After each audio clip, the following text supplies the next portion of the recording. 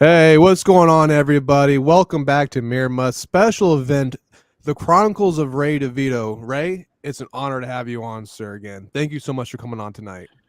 What's going on, fellas? Welcome back, Ray. It's been a long time since we had you on, and as you may or may not know, you are my favorite guy in the Dabbleverse, and I've been covering you a long time. And I just wanted to get something off my chest right off the bat. I want to apologize to you for stealing Aria Jane's StreamYard account. Oh, that's between you guys.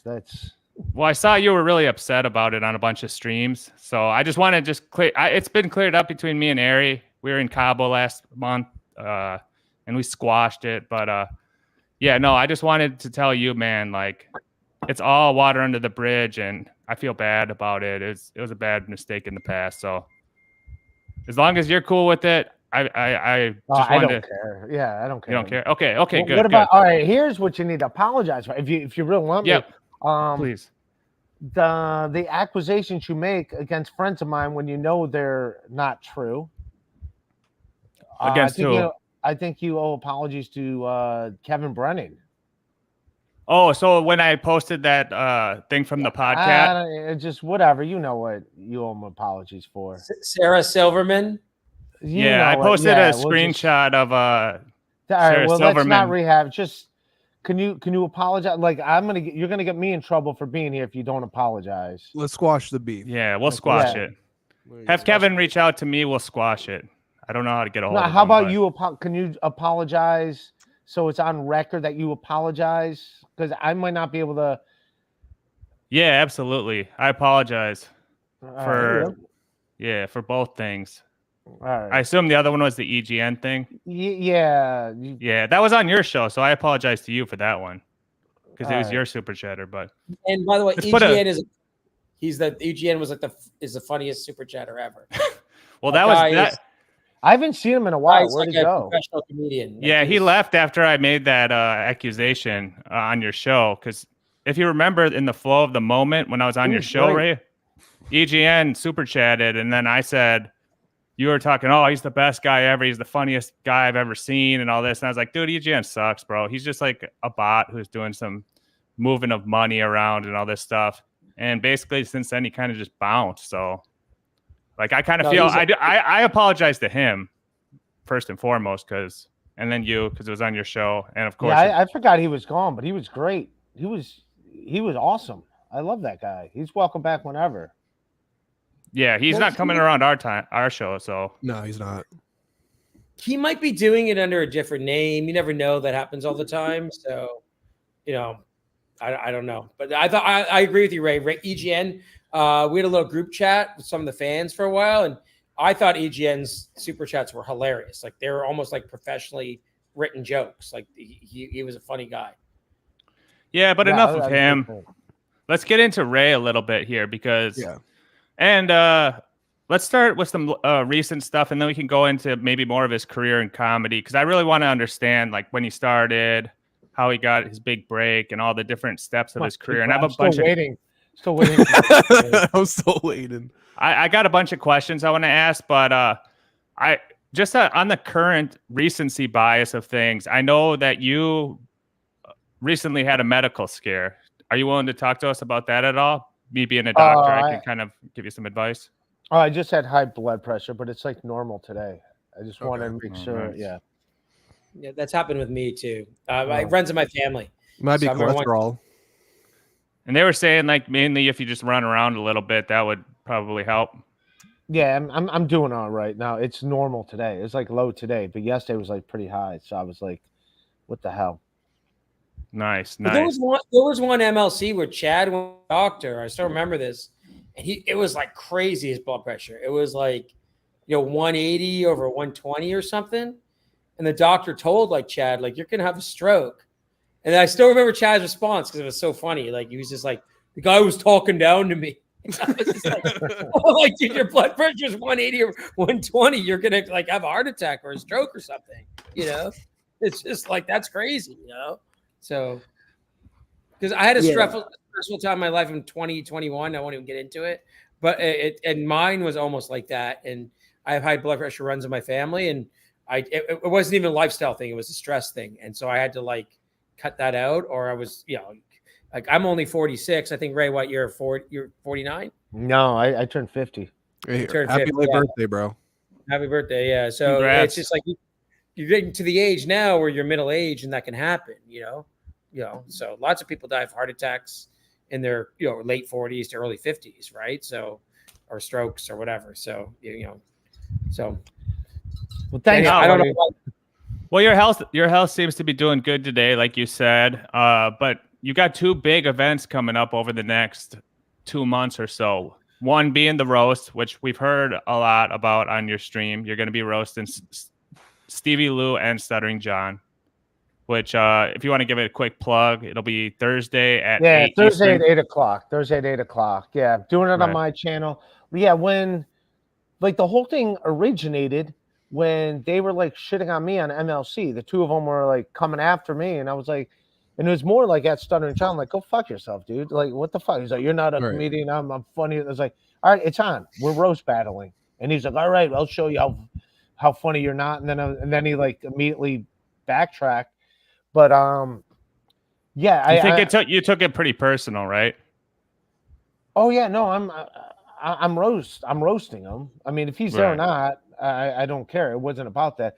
But yeah, like the whole thing, like, all right, well, it's got to be here, it's got to be there, and it's like I'm just roasting the guy. It's not a money grab. I'm not doing it for money. If it was a money grab, then yeah, maybe do it on MLC or whatever. But like, no, this is personal between me and John. He made it personal, so it's like, all right, dude, you signed up for this. It's more like a showcase of your skills, like the combine. You're showing everyone like what you got, Yeah, I'm just like, here it is. I'm roasting you. I'm gonna have fun with it. If he's same thing with Stevie, I'm just roasting you. Like he wanted to roast me. I wasn't even thinking of roasting Stevie, and then he wanted to roast me. So I'm like, all right, dude, I'm roasting you. And then the fact that like he wants it on MLC, it was like, I'm not doing this. This is not a dog and pony show. Like, no, we're just going at it jokes. I already did that. Like, say what you want. Chad's a more established comedian than Stevie Lou by a pretty wide mile. Yeah. So it's like, all right, you want to roast? Chow is a more established comedian than Stevie Lou. What's that? I said Chow is a more established comedian than Stevie Lou. He is. I mean, say what you want. Chad did have a dry bar. He works all the time at clubs. So yeah, he is a more established. So I mean, all right, but so it's like, all right, dude, come on my show and roast me. And I'm not taking it personal either. It's like I'm gonna be mean and vicious the same way I was with Chad, because that's what roasts are. They're mean and vicious. It's not complimentary roast.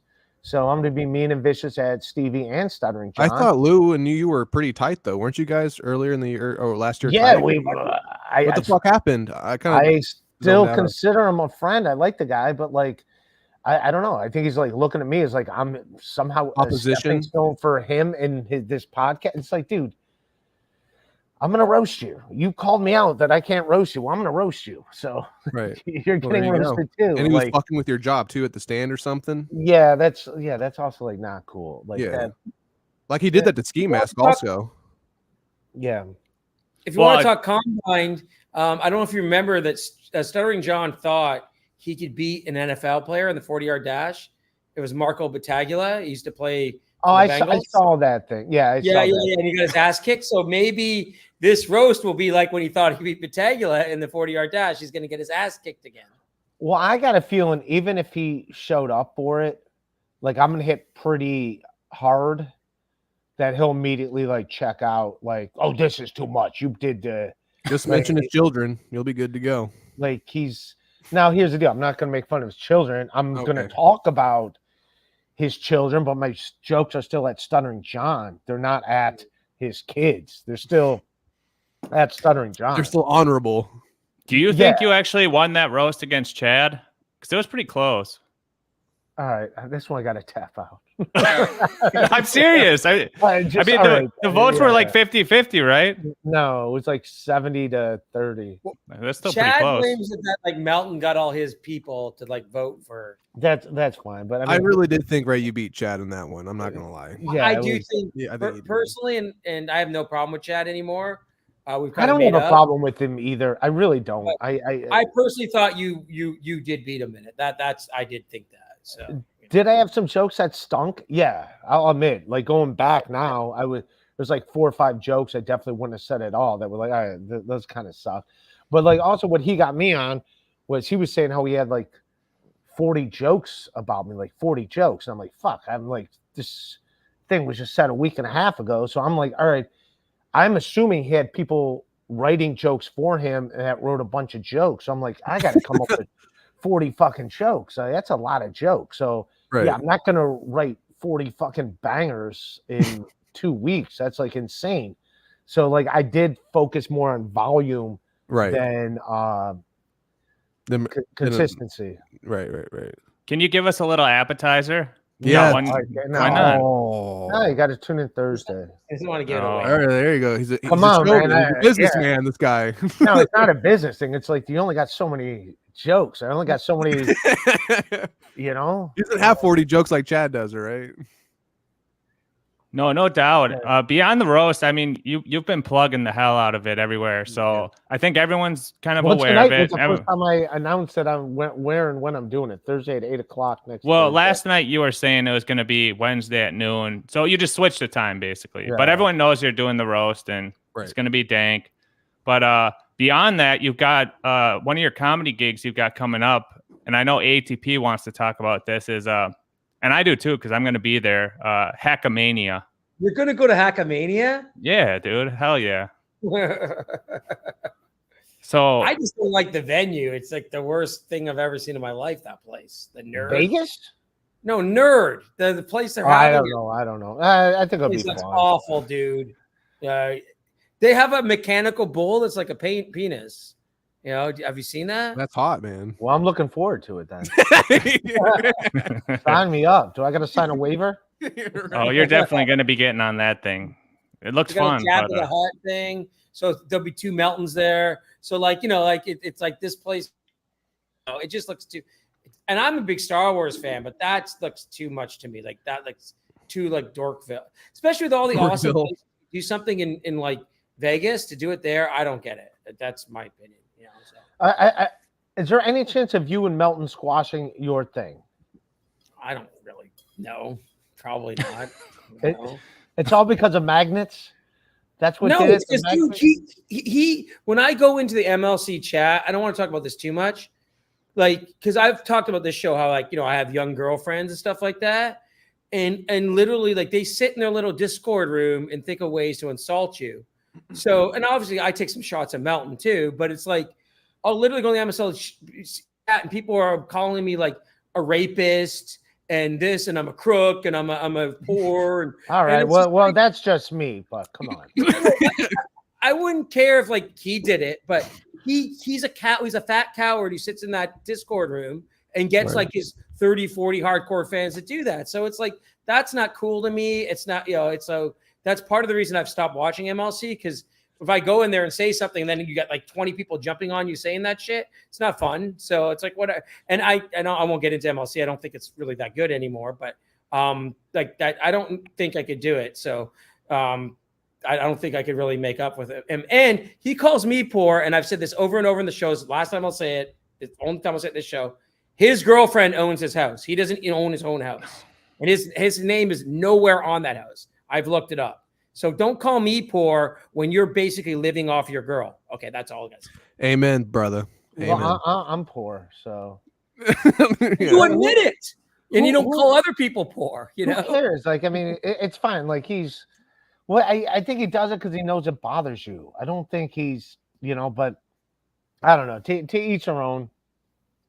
Yeah, but I think he does it. He's got issues. Like he's got jealousy issues. Like he was going after Stancil. I saw the other day because Stancil is on In Hot Water with this hot girl naked next to him, right? And it's like, how much money would Melton have to pay for that girl to sit naked next to him? right? Like, Stansel's like a pretty good looking guy on Piazza. Well, also, if you're on a show, it's not like I've had hot girls on shows with Do me. you think the girl's going to sit whatever, naked next to Melton, even on a show?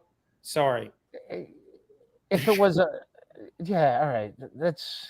It's a show. It's still a show. Stansel's not having sex with her. Melton's not having sex with her. It's a show. Right. It's exactly that. It's a show. It's all That's fake it. news. It's all none of it's real.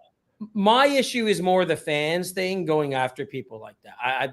That I don't like. It's like, if you want to go on and me and going at each other one-on-one, fine. But that to me is like very cowardly, and I'll leave it at that because I don't want to talk about it too much. So all right. I'll let it Ray, go. I was just, I'm the one that brought it up. So my how apologies. did you actually get into comedy? Let's like go back a bit. Well, I want to go even further back to like the beginning, because I heard you've been plugging what is it, 1847 Waterbury Street? Is that your first album? 1647? Yeah. Don't buy it. If anyone wants it, just Twitter message me. I'll send it to you. That thing's old. Also, if you buy it, I don't really get the money. It goes to wherever I think CD Baby gets it, and I don't see a dime of it. So yeah, so you talk a lot about your childhood in your stand up and on your podcast, correct? I guess I do. I mean, it's just my life. That's all I know is my life. So, it's the easiest thing to talk about. Let's go back to Brian Sipe. Yeah, Brian Sipe. You know what? We didn't really live in Cleveland then when he was there. So I was a Dallas Cowboy fan at that time because we were in Vermillion. Oh, actually, you know what? Even though I'm a Raiders fan, the first quarterback, my first favorite quarterback was Danny White. So. Yeah, Danny White was the man. Let's not get off track. All right, Cowboys. Okay. Chow, continue what you were saying, though, brother. I mean, like I've noticed a lot of your stand up. I've watched everything that you've done as far as stand up goes, and a lot of it is it. And you leave mean things. You leave mean comments. You don't like any of it. Well, I do. You leave mean comments. You do. It's all right. So my favorite comedy special ever is Gringo Poppy. So I'm into more absurd and like I don't like cookie cutter comedy, and I feel like you're kind of in that same boat of like Gringo Poppy, where it's like, or like Tom Myers is another guy like you're kind of like, where it's like this comedy is like a certain style, and yeah, maybe my emotions did get the best of me at times, and I did leave disparaging comments on some of your videos, but I was. And that was maybe trolling on my part, but I have analyzed it and I've noticed a lot of things. Like you referenced like the first time you beat off and then you went and showed your dad, right? Yes, that's a joke of mine. Is that real? No, that's okay. exaggerated. But what is true is like the first time that something came out, I did ask my dad what I did not show him. I added that for the joke, but yes, I did ask my dad's just like, get out of here. Like, that's pretty much the extent of it. But no, that is true. I was confused because sometimes shit would come out and sometimes shit wouldn't come out, and you're like 11 years old and you're like, what's going on? What's going on? What is this creamy substance? But Ray, it seems to me that all you comedians have daddy issues. Like Melton's talked about his parents being alcoholics or whatever, and KB's talked about his dad. Right. You talked about. We all know about your dad. I think that's everybody. I think everyone's like. No. I'm really my dad's my best friend. I love my dad, dude. I don't know. So it's like. So that's why I love both my parents. I mean, they're both dead, but I mean, I love both my parents. No, my dad is like a cool guy. Like he's a bro. Yeah. He's like we talk every day on the phone. He's like my best friend. So like I just think that it's some of this that comedy stuff obviously comes sometimes from a dark source or whatever, and it seems to be you guys have kind of like parental issues or something, you know? No, or it's bad just families or. No, well, it's just a different day and age. That's all. Like, I mean, both my parents worked full-time jobs. I had ADHD and anxiety disorder, so I was like always in trouble. My mom would have to like leave her job to come get me, so she was annoyed with that. And you know what I mean? I mean, it worked out later when I got older, and she realized like, oh, my kid's not a piece of shit, and But then she died young. Otherwise, if she was alive, I would tease her about not being cool to me when I was a kid. I would. Right. How old was your mom when she passed away? 56. That's pretty young, yeah. So You've referenced a lot of things from your childhood that I guess one could interpret as like traumatic things. Like at one point you were like moved out to like the porch area and like in a crate or something, right? Or you lived in a different part of the house. Well, explain that part to us. This is what someone said in the chat, so I'm just trying to figure that out. Yeah, no, so like the house, like I grew up in Lakewood, Ohio, and the way the houses were double. So my my aunt and uncle, my two cousins lived on the second story. We were on the first story, and my parents had one bedroom, and then it was me and my sisters had all shared one bedroom. But then as I got older, like there was they added like an extra bedroom, like it was part of the house, Right? but it was there was also like a bathroom on it too. So it was like a back room, but it didn't have like heating. I'd have to have kerosene Space heater heater in there. Yes. Well, back then it was, I think, just a kerosene heater. But so it was like just like the back room. It was, I mean, it's furnished and stuff. I mean, I had a television in a VCR and stuff. It was nice. You know, it was better than I had it better than my sisters because they had to share a bedroom. Like at least I had my own that's bedroom. tough. So That's probably tough. One thing you've been bringing up lately a lot is like your dad and your dog.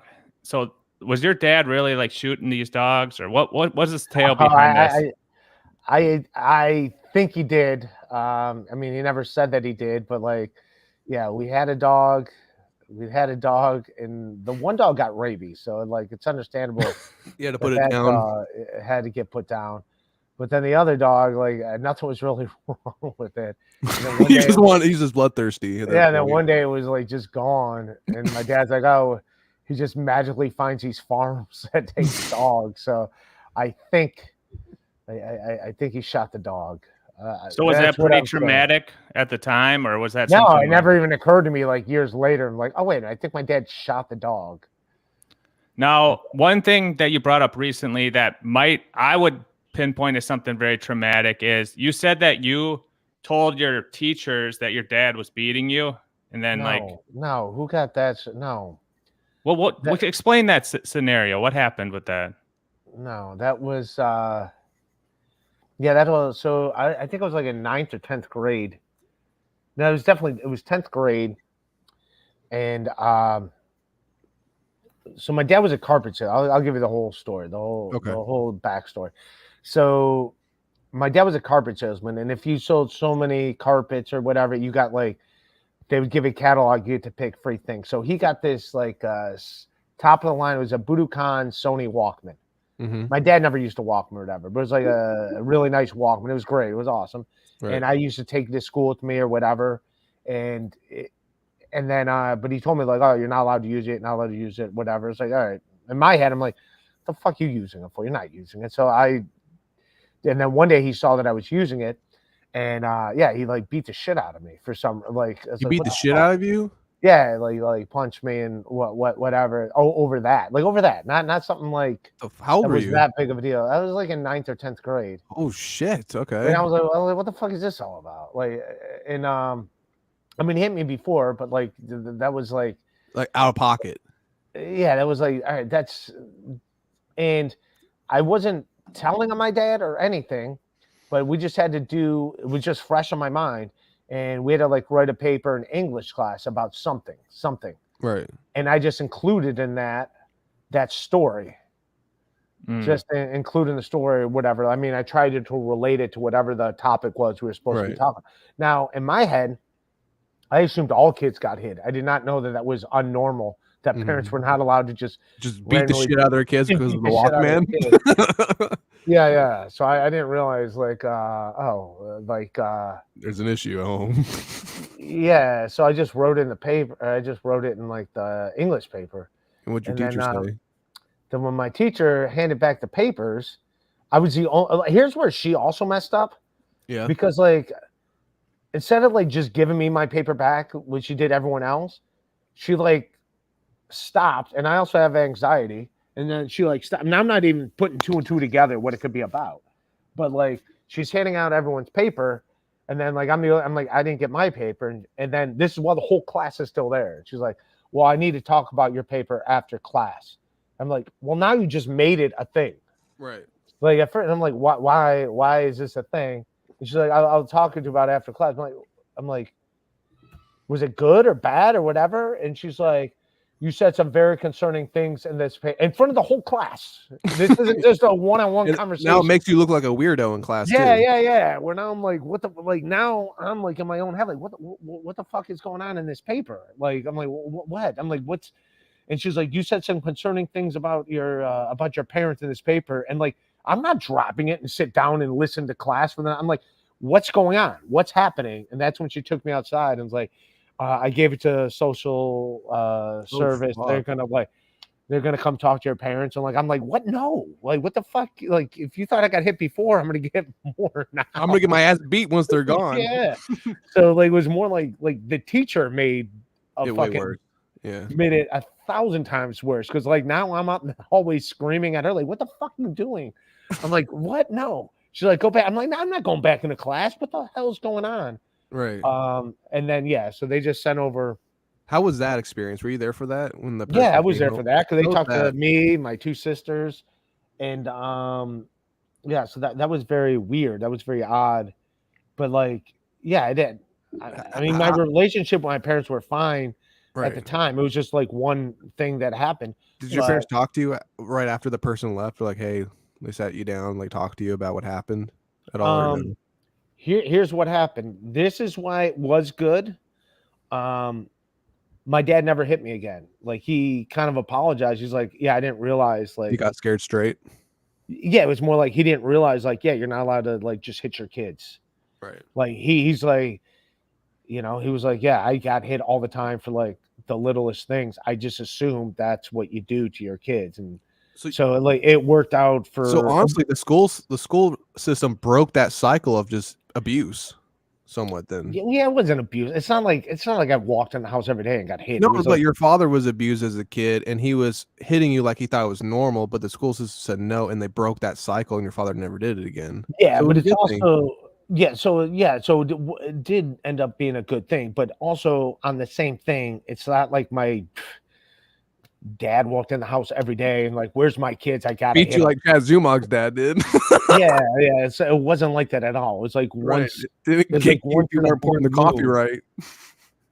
But like that was a thing where it was like, what the that it just like what the hell? So in a weird way, I'm glad that did happen. So that was a thing that was like, all right, I'm glad that that's out there. I mean, at first I was upset about it. And I mean, I still I didn't want to embarrass my parents or whatever. That was not what I was trying to do, but it did work out for the betterment in the long run. So it turned out it was a good thing. But the teacher did not need to make a big thing about it. Like that was the embarrassing thing. Cause now I'm in my head, like, what the fuck's going on? Like, I'll just go sit, like, I'm just supposed to sit back down in class. Like that conversation just didn't happen. Just wait till like that shit didn't happen. It's like, fuck no, I'm not doing that. What the fuck you talking about? What happened with the Walkman? Do you ever keep track of it after? Like, or you're like, I'm not gonna touch that shit. You know again. what? I think my dad just gave it to me after that. Yeah, he's like, don't call the fair trade. He's like, you can have this. Don't tell anyone. You can don't tell anyone I fucking beat your ass. yeah.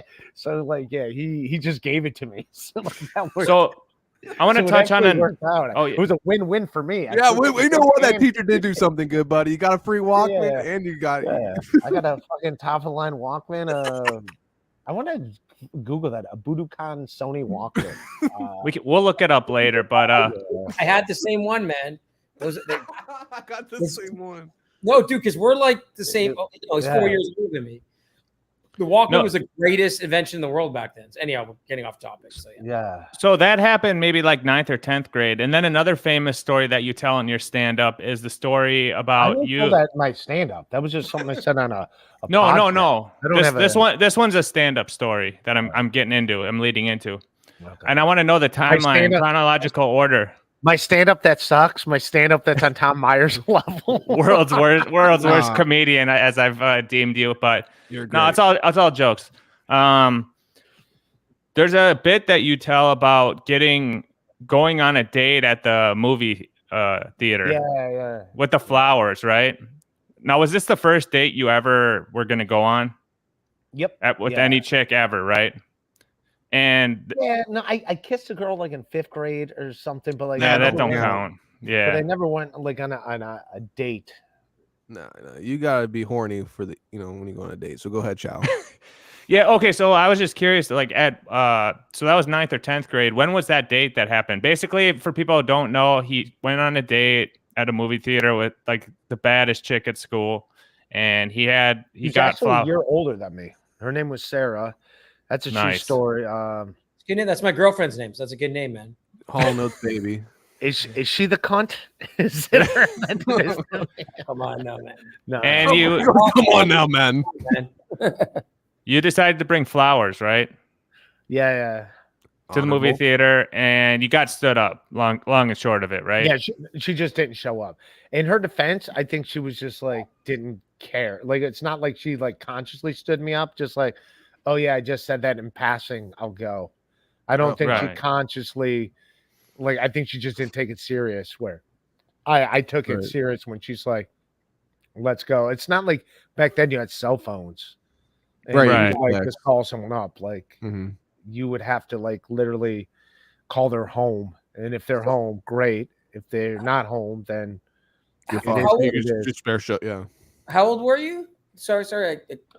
This is also like 9th grade. Okay, so it's also like it's a rough year. It's a rough year. So that kind of set off a trajectory of like probably you have had struggles with women ever since, right? Do you think that event has No, I've done like you say like no, I've done all right with ladies. Yeah, I don't know. I've done okay. And now here's what happened. Like moving back to Ohio, like in New York I was doing fine, but like there's women all around, like women like, but in Ohio like there's not a lot of women around that are on the I don't know, it's like just one type of woman or whatever. Right, they're all God-fearing Christian women usually in Ohio. Yeah, it's weird. On the overweight side. No, it's called good birthing hips. All right, that's what it is. Yeah. Well, it's not even that, but like women like it's like out here that they get married when they're 22 and they get SUVs and like it's like it's not like SUVs rule, but it's not like a collective life, like different lifestyles. It's like the same lifestyle, like, and it's like but in New York it's awesome. Like you go to New York City and you got like girls that you date for a while and stuff, then it's like no one's too serious about anything. It's way more debauchery. Right.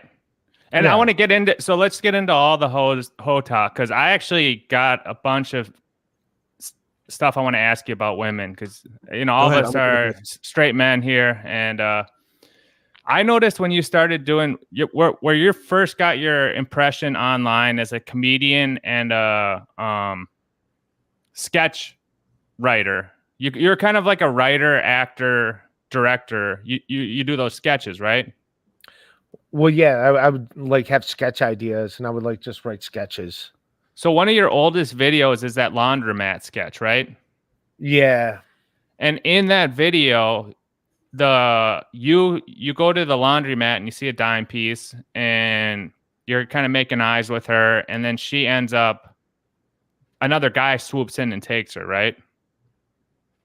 No, it didn't swoop in and take her. That was her boyfriend. That was her boyfriend the whole time. Okay. Yeah, the whole time that was her boyfriend. Like I didn't know she had a boyfriend. That's why I rewashed my clothes. I pretend like I just got there, even though I was done. Right. And you had a laundry basket in there. By any chance, is that laundry basket the same one that it's not. No, you got a new one? Because it looked like the same one, but okay.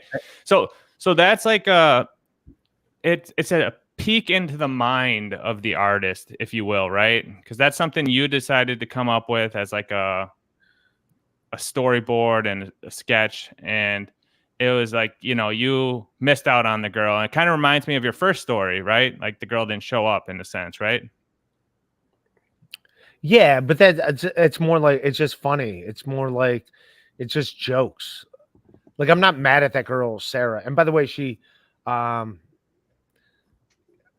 yeah, she just didn't show up. That was the end of the story. It wasn't like as far as like throwing flowers away or something like that didn't really happen in real life. I just said that because Burger King is next door, and someone said that girl worked at Burger King years later.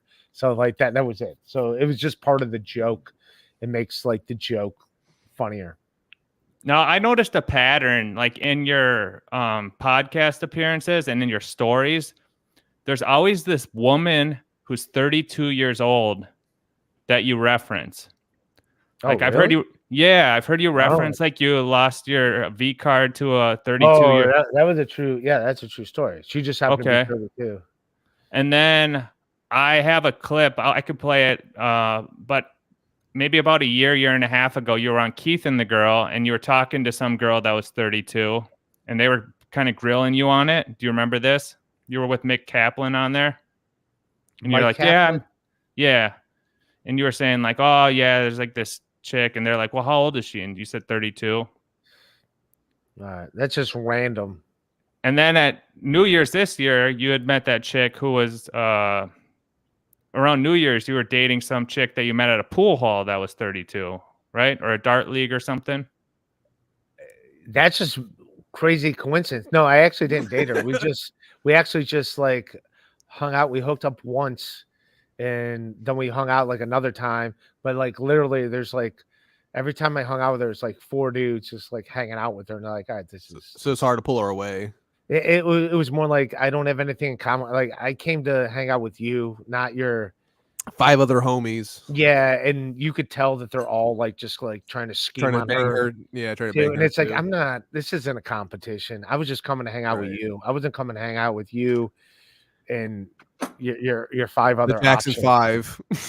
Yeah. It's all more the like girls I did are like 22, so I don't see the issue. 32, 22, whatever. But that is weird. No, but the first, but also they're all the same age. And it's crazy because the most disgusting one out of all of them would have to be the woman I lost my virginity to. She's a mother, you ass. She went through enough, all right? Yeah. Why was she nasty? Well, here's what I think it is, because the girlfriend I had at the time right before that, the one that dumped me. The gymnast? Yeah, like she like I know the story. I remember from MLC. Because like I've had my hands all over her body. I've like finger banged if you want, or you know. Damn. So like I know what that is shaped like, and then to go to the other thing that gave birth to 4, it's like these are the same thing. This is the same part of the anatomy. Like what happened here? And then you're like, yeah. Then you get older. And you're like, oh, I get it now. But yeah, you don't know when you're fucking like 20 years old. You're like, what? Yeah. Like, So I was just like, I'm just losing my virginity. I just have to lose my virginity. This is just happening. You have those 3 stories about the 32-year-olds spaced out over, a couple decades, which is interesting. But then you had one of your best stories is you were dating a girl you met on the Keith and the Girl message boards, right? Remember the Scottish chick? Oh yeah, that was my girlfriend for a little bit. Yeah, she's I still talk to her once in a while. She's a lesbian now. She's married to a woman. Yeah, but how did you meet her? Like, was it on a message board? She's a lesbian. You have a great way with women, Ray. No, she's awesome. She's great. She's an awesome lady. But no, I think so. I think to like just maybe on social media back then, maybe like Facebook or MySpace. I don't know what was around back then, but I think that's how we interacted. And then like she came to New York City, I think for a Keith and the Girl event, and like that's the first time I officially met her. And yeah, and then that was cool. And then I started dating her from that. And then how serious was that before she decided to switch teams? It was. I think what ended that was just the fact like she was in Europe, Like she was, I think she was a grad student in Scotland at the time, and it was like, yeah, just continents apart. Like there's no. You met her in person, right? Yeah, I met her in person a few times. Yeah, Okay. And you ended up banging that chick. yeah, that was my girlfriend for a while. It's not like Okay. Right. It's not I like didn't you're know. waiting till marriage. Yeah. Yeah, some people wait. Okay, so that's cool. And then basically, once she went back, she came and visited, and then she went back to Europe, and then you're kind of like, I'm done with that, right? No, it was like a more of a mutual thing. I think it was a mutual thing when I was in Scotland. I was in Scotland for a couple weeks, and like we were, and realized like, yeah, this is like kind of too much of a long distance thing. Right. Like, the writing's on the wall. It's not gonna last. yeah, like it's not fair to either of us. Like, right. You guys are you see each sexually other. active. You got to bang something. Like you see each other once every 6 months. It's not like, Right. she doesn't know what she's going to do with her life. I know I'm going nowhere. Yeah, right. Exactly. All right. So I want to touch on this one really interesting thing that's from your act, but it's your current act. You're still telling this joke, but it ties back to your time in Astoria about some chicks that lived in the apartment below you, right? Yeah, that was. Yeah. So I'm going to play a quick that little whole video. that whole apartment was awesome. I loved all those ladies. Yeah. So I want to. Do you remember this? How was your dating life? So Ray doesn't mind. Ray will proverbial shit where he eats, right? He will try to date the people living in his apartment. Oh yeah, building. last time you were dating your neighbor, right? Yeah, the girl lived in the apartment. Well, I was her hookup person. I Okay. would have been fine Oh right. hooking up with her, like dating her, but I was just occasionally a guy she would hook up with. Is that I do sometimes hook up my neighbor. That's what I do, you guys. Wow. I'll hook up my neighbor. Well, it's also a funny joke. The girl in the That's apartment why- below me. I like her to be my girl. I'm her booty call. That's what I am to her. So, but I would see her like walking back to her apartment with other dudes while I'm sitting there. It's like, shit. You know what I mean? After I just text her 30 minutes later, hey, what's up? You want to hang out? And then like seeing her walk some other dude that's not me. Is that still happening? But no, I don't hook up with her. Ah. I don't hook up with her anymore. But Keith is getting at this. But there's another one in the apartment. There's another one, her roommate. Shut up. There's another one. Hey, Her my roommate. boy. There's another female in my building. Yeah, so It's so funny because you were just talking about watching her hook up with other people. yeah, just sitting there watching like her. But that was like a good year and a half ago. Mhm. Like I don't think about her like that anymore. I'm like, whatever. You know what? It's when I saw her hanging out with a dude that looked way goofier than me. Mhm. And I was like, fuck it, I could do better than that. Like somehow that Hmm. made isn't that I don't know what that is, but that was a true feeling that I had when she had like tall, good looking dudes. Then I was like, fuck her. But then the second it's a guy that's like goofy, like not a good looking dude, I'm like, I have a what- chance. I'm like, what did I see in her? No, Oh, I see. it made I don't know what that psychology is. Was that So your that- clip to add a picture of me at the end? So there's a lot to unpack in that clip, right? For one, that episode of Keith and the Girl is one of your finest podcasts of all time. We get into the Jay Twynham stuff in that Oh, clip. that was in there. I don't know. Yeah. How do you want see? Are you like in their membership thing, Keith and the Girl? Which are No, allowed no. to use them. No, it's Oh, just this on is all YouTube. online. All this stuff. Yeah, yeah. So in that, and also one of the, not to get sidetracked. They had a heyday. Like that was a great show. It They had a was. heyday. I don't know. Exactly, It was a good show. Yeah.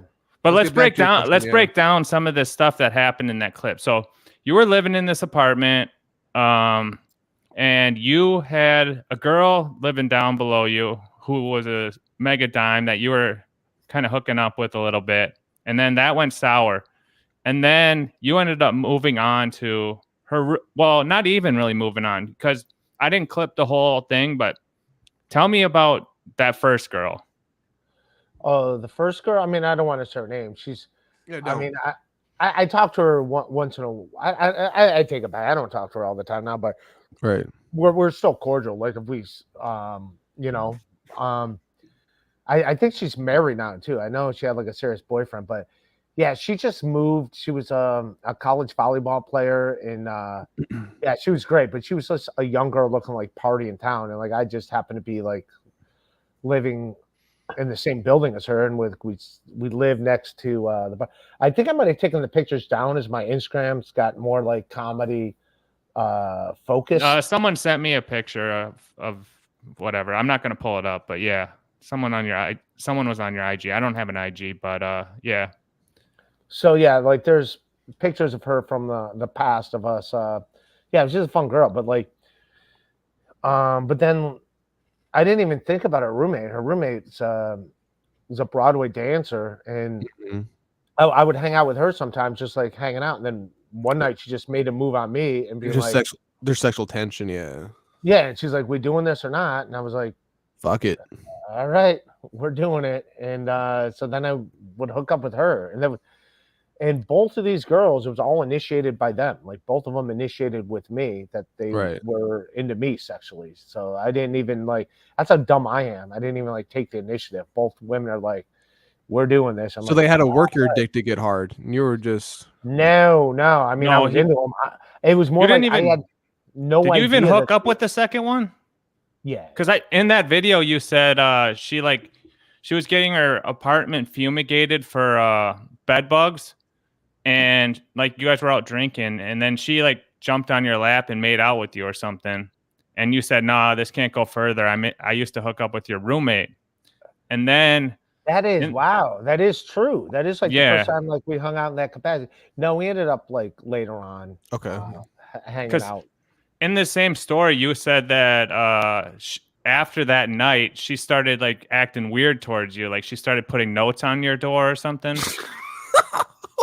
Do you remember that? Hey, I don't remember.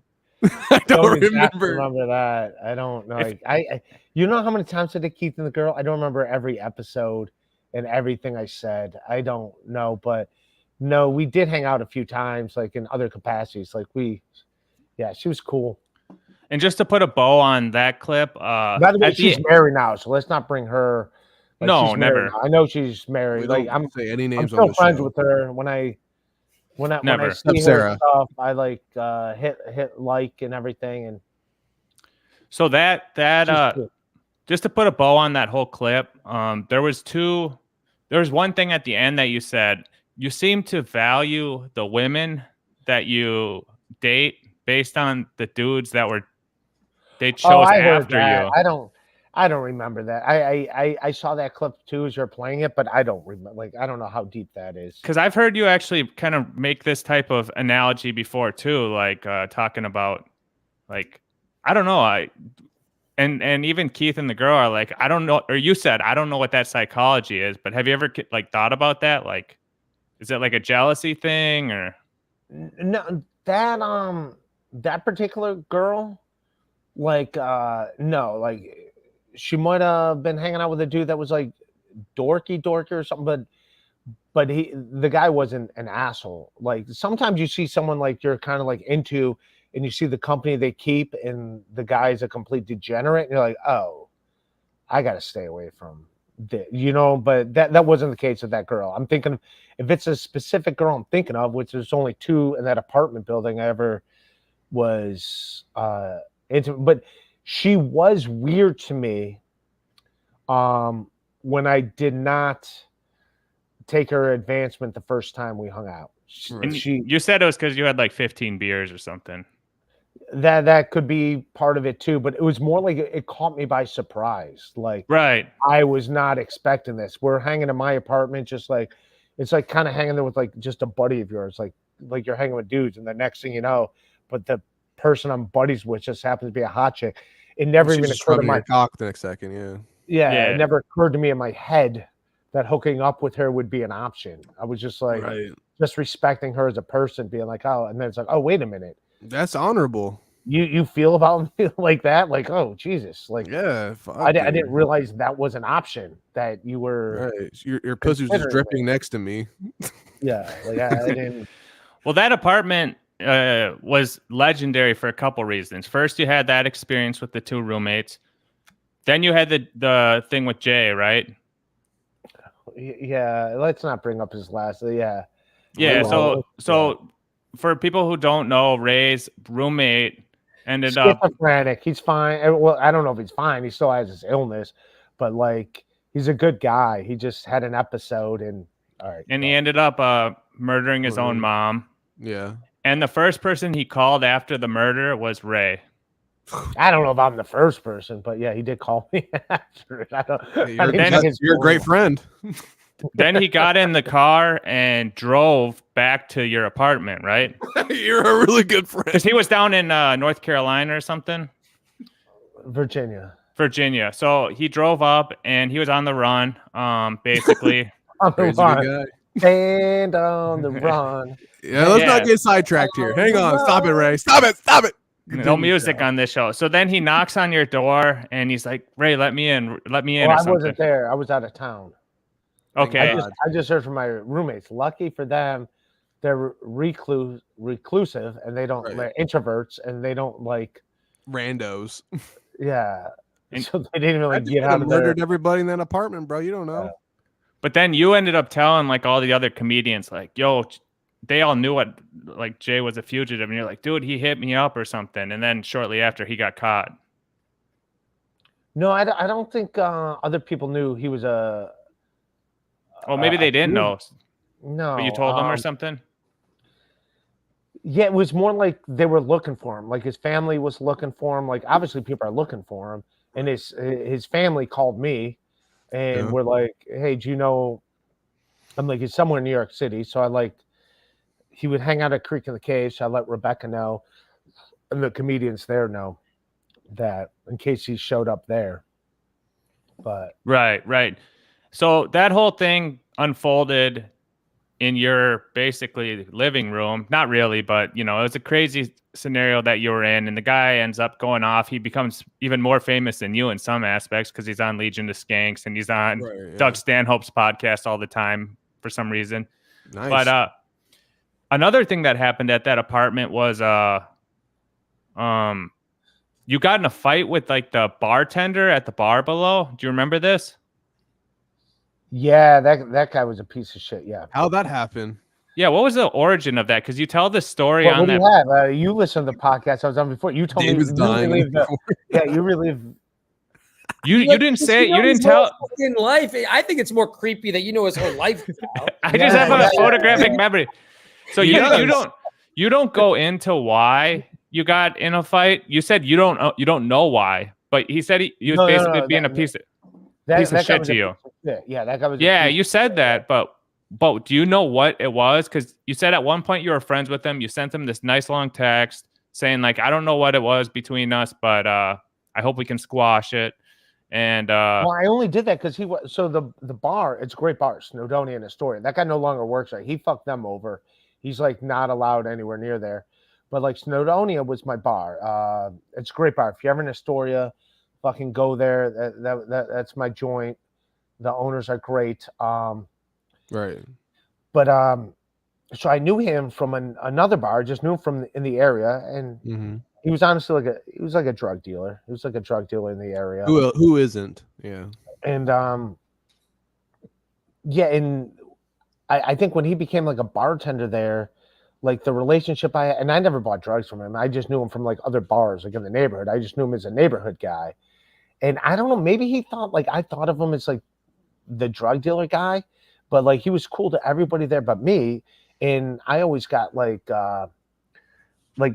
great treatment at that bar. Everyone like loved me. I was like Norm from Cheers. You walk in there, everyone's like, but for whatever reason, when he started working at that bar, he was like nothing but a douche to me. And then one night I think that's one of the reasons why I got fired. Is we get wasted every night. And he just started with me. He started giving everyone in the bar free shots, except me, like making up. What? Why? He's like you get a free, Italians? you get a shot, you get a free, you all get free shots because you're not him, just talking about me. And it's like, all right, what the fuck is this? And like, yeah.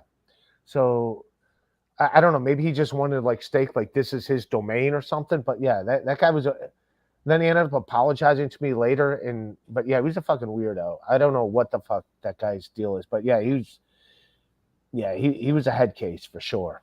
So One last thing from that episode of Keith and the Girl is something that I broke open last month that has kind of spread through the dab is your English Vinglish role. I don't know if I was in the movie or not. Apparently, So I'd like to break it to you that you weren't. Okay. Because I've watched it a few times, and yeah. So, did you? That's fine. I don't care. Like, I don't give a shit. But why? I kind of think. Did you make it up that you were in it? I mean, No, why would I randomly come up with that? For SEO, because it was a very popular movie, and like you wanted like Indian people to come to your shows or something, maybe. No, there's a picture. I still have a picture from the movie set. Can you show it?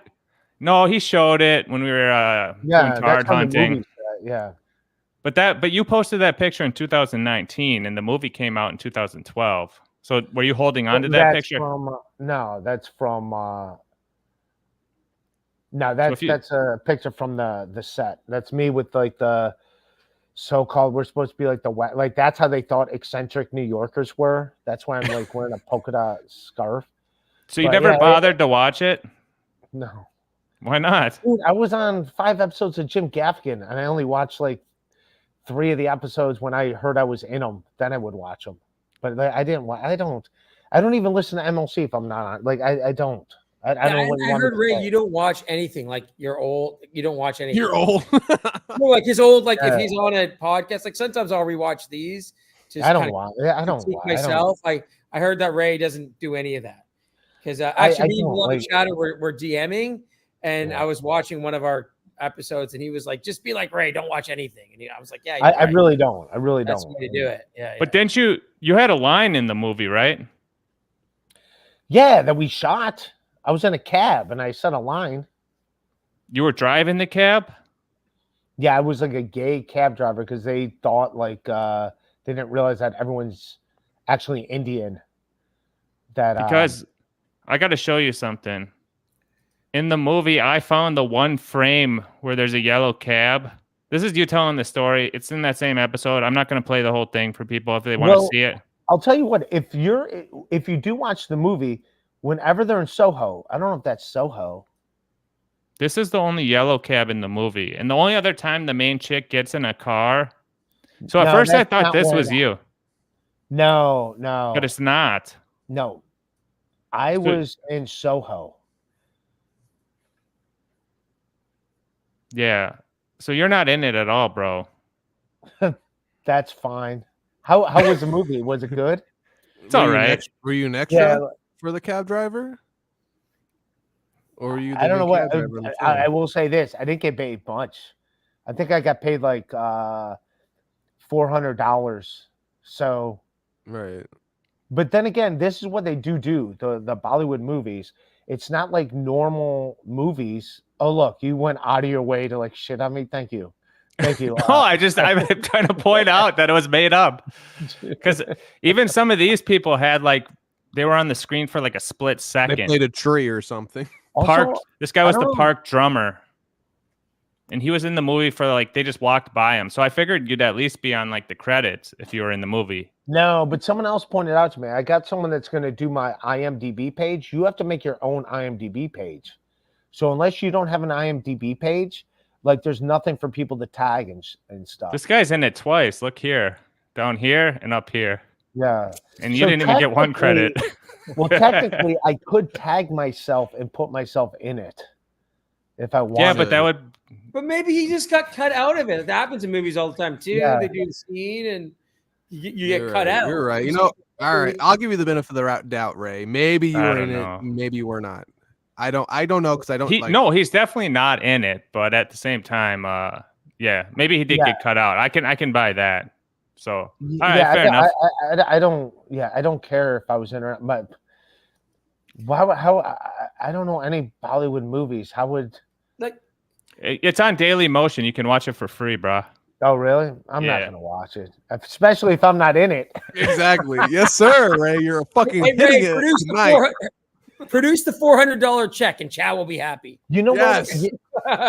No, I don't know. But you know what? I will say this. It was a scene because here's how they do it. They do not do like other movies. in other TV shows, like in America, everything's like sectioned off for like things to happen. What they do, everything's a guerrilla shoot. Like they literally filmed a scene in Starbucks, in an actual Starbucks, and they got kicked out for shooting in Starbucks. So the scene, now here's what could be happening. If there was a scene where she's in Starbucks, I would be There the is. cab. Okay, then I would But- be the cab she would have got in after Starbucks. Is Mm, that I the guy? I can rewatch it, but there's I don't don't think- care. I'm obviously cut out of it. does she I get don't- in I the don't care.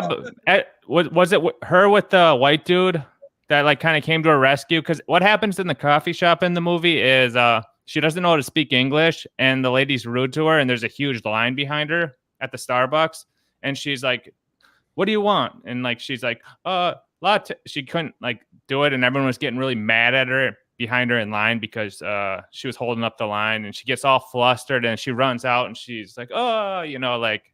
And then this like knight in shining armor, this like white dude from her English class comes over and is like, "Here you go," and like helps her out, but they don't get in a cab at any point, and you're not in it. So maybe that could add up to be what it could be. Because I don't care. Like, okay, coffee- fine, I was cut out. I don't give a shit. But the coffee scene is very a central to the weird- movie. do you understand? Like, would that be weird for me? That's a very specific. Like, I need to be in this movie out of all the movies out there. You've mentioned it multiple times though, so No, it's in his bio. That's 'cause It's I thought- yeah, that's it's 'cause in I his thought it was bio. in it, Yeah, okay, yeah. So there you go. It's like, Yeah. And the only reason he mentioned it is because I discovered it, and then people started asking him about it. So, let's talk about some Afro-American stuff. What do you think? I'm down for whatever. Yeah. Yeah, are you down? You down, Ray, with black people? Where are we going with this? Well, it's Black History Month for one, Yeah, it is. It is We got a for- day or two left. Yeah, you got to play it. It's Black History Month. and one of your first credited sketches that you wrote, filmed, and directed was the I didn't Black- direct it. you Barry wrote. Rothbard directed. I wrote it. Okay. Barry Yeah, do you want- Rothbard, who's done a lot of famous things. Everyone's done great from those sketches from me. Eric Andre did. You've done great things too, Ray. Don't sell yourself short there, all right, sir. Eric Trust me, Andre's great not things. sitting around watching this sketch. Well, I made an edit of it. Do you want to check it out? Yes. If play. it's inappropriate, I don't want to. No. If it's it just- isn't, it's we're just not you, playing it. bro. Well, I don't know what Ray finds inappropriate or appropriate, so I'll hold off on that one. But Okay. Go how ahead. about this? Another sketch you were in that I found really funny actually does a good job showing the origin of some of your stand-up from the Big J to now, basically. And since it is the month of February, it's Black History Month. I won't play the Black Country Club one. Go to my Twitter to check it out because I have it up over there. That one's a little mashup, but this one is actually really good because it shows some of your writing process, I think. Let me show you this one. And all these videos are on Ray DeVito's not the Rock Bottom page, the Ray DeVito page. There's a lot of really good stuff, even some really old stuff that I want to get into, but since this one is timely, let's get into this. You remember this? Chocolate shoes, because women love chocolate and they love shoes, so we'll just combine them. What? That's like saying, hey buddy, you like ladies, you like basketball, enjoy your WNBA tickets. What you should have done, you should have bought her chocolate shoes. That's a yeah, he's a huge pothead. His dumb logic was women like chocolate, they like shoes, so combine it. That's dumb as hell, right? Yeah, that's like saying to a guy, regard you like basketball, you like women, well then enjoy your WNBA tickets. So, do you remember writing this joke? Yeah. And this is like one of your staples you've really held on to for a long time, correct? No, I'll use it just to like, because that's a good joke. So I use it. Yeah. So that's what, like, I know you as a writer and pick up a pen and all that type of stuff, but you in stand up, if you have something that's gold or you use, you keep it, right? Is that kind of what's the process is here? Because that little Valentine's Day clip is like from well over a decade ago. Yeah. Right. So, okay. I just wanted to touch on that. And then another one. I got another one here for you. I didn't know what masturbation was. I had no clue. I was like 11. I just knew I loved rubbing my genitals on stuff. That was all you know. I'm like, I've never seen adults do this, so apparently I am the chosen one. I guess I am the only one that appreciates all the throw pillows in this house. All day. I just knew that I was 11 and that I loved rubbing my genitals on shit. That's it. That's every dude in this room, right? It was like fucking 6 years ago for you, dude. That's it. Just like looking around the house, like apparently I've never seen adults do this, so apparently I'm the chosen one. It's like apparently I'm the only one that appreciates all these throw pillows. So what's your point? What do you want me to say? Like, I don't know what you want to say. Like, so I'm doing stand-up acts? Yeah, but I thought it was like customary for comedians. Like once you release the material onto a special, then you don't do it on another special. Right? That's not a special. The second thing you showed was not a special. The second thing is just a random set I did at Hilarities. That was it. Oh, the Big J one, right? That wasn't a special. I made $0 putting that out. That was just me doing jokes at a I don't know what you want. So I said jokes at one comedy club and I said at another. Yeah, I'm sorry. I don't know what to tell you. But for big fans like me, like now when I go see you live, I know I already know all the material, what it's gonna be, right? Well, then don't go see me. I know, but don't you think about this for marketing aspects? Like you want to try to do new stuff, like when you're doing a big show or something? This is not a gotcha moment for me. Like yes, I say jokes, they work, and I'll say them again, and they work. They're good jokes. That's why you keep them. That wasn't a special. That was just a fucking Hilarities tape my set, and they're like, "Do you want footage from your set?" And I was like, "All right, cool, I'll put it up." Right.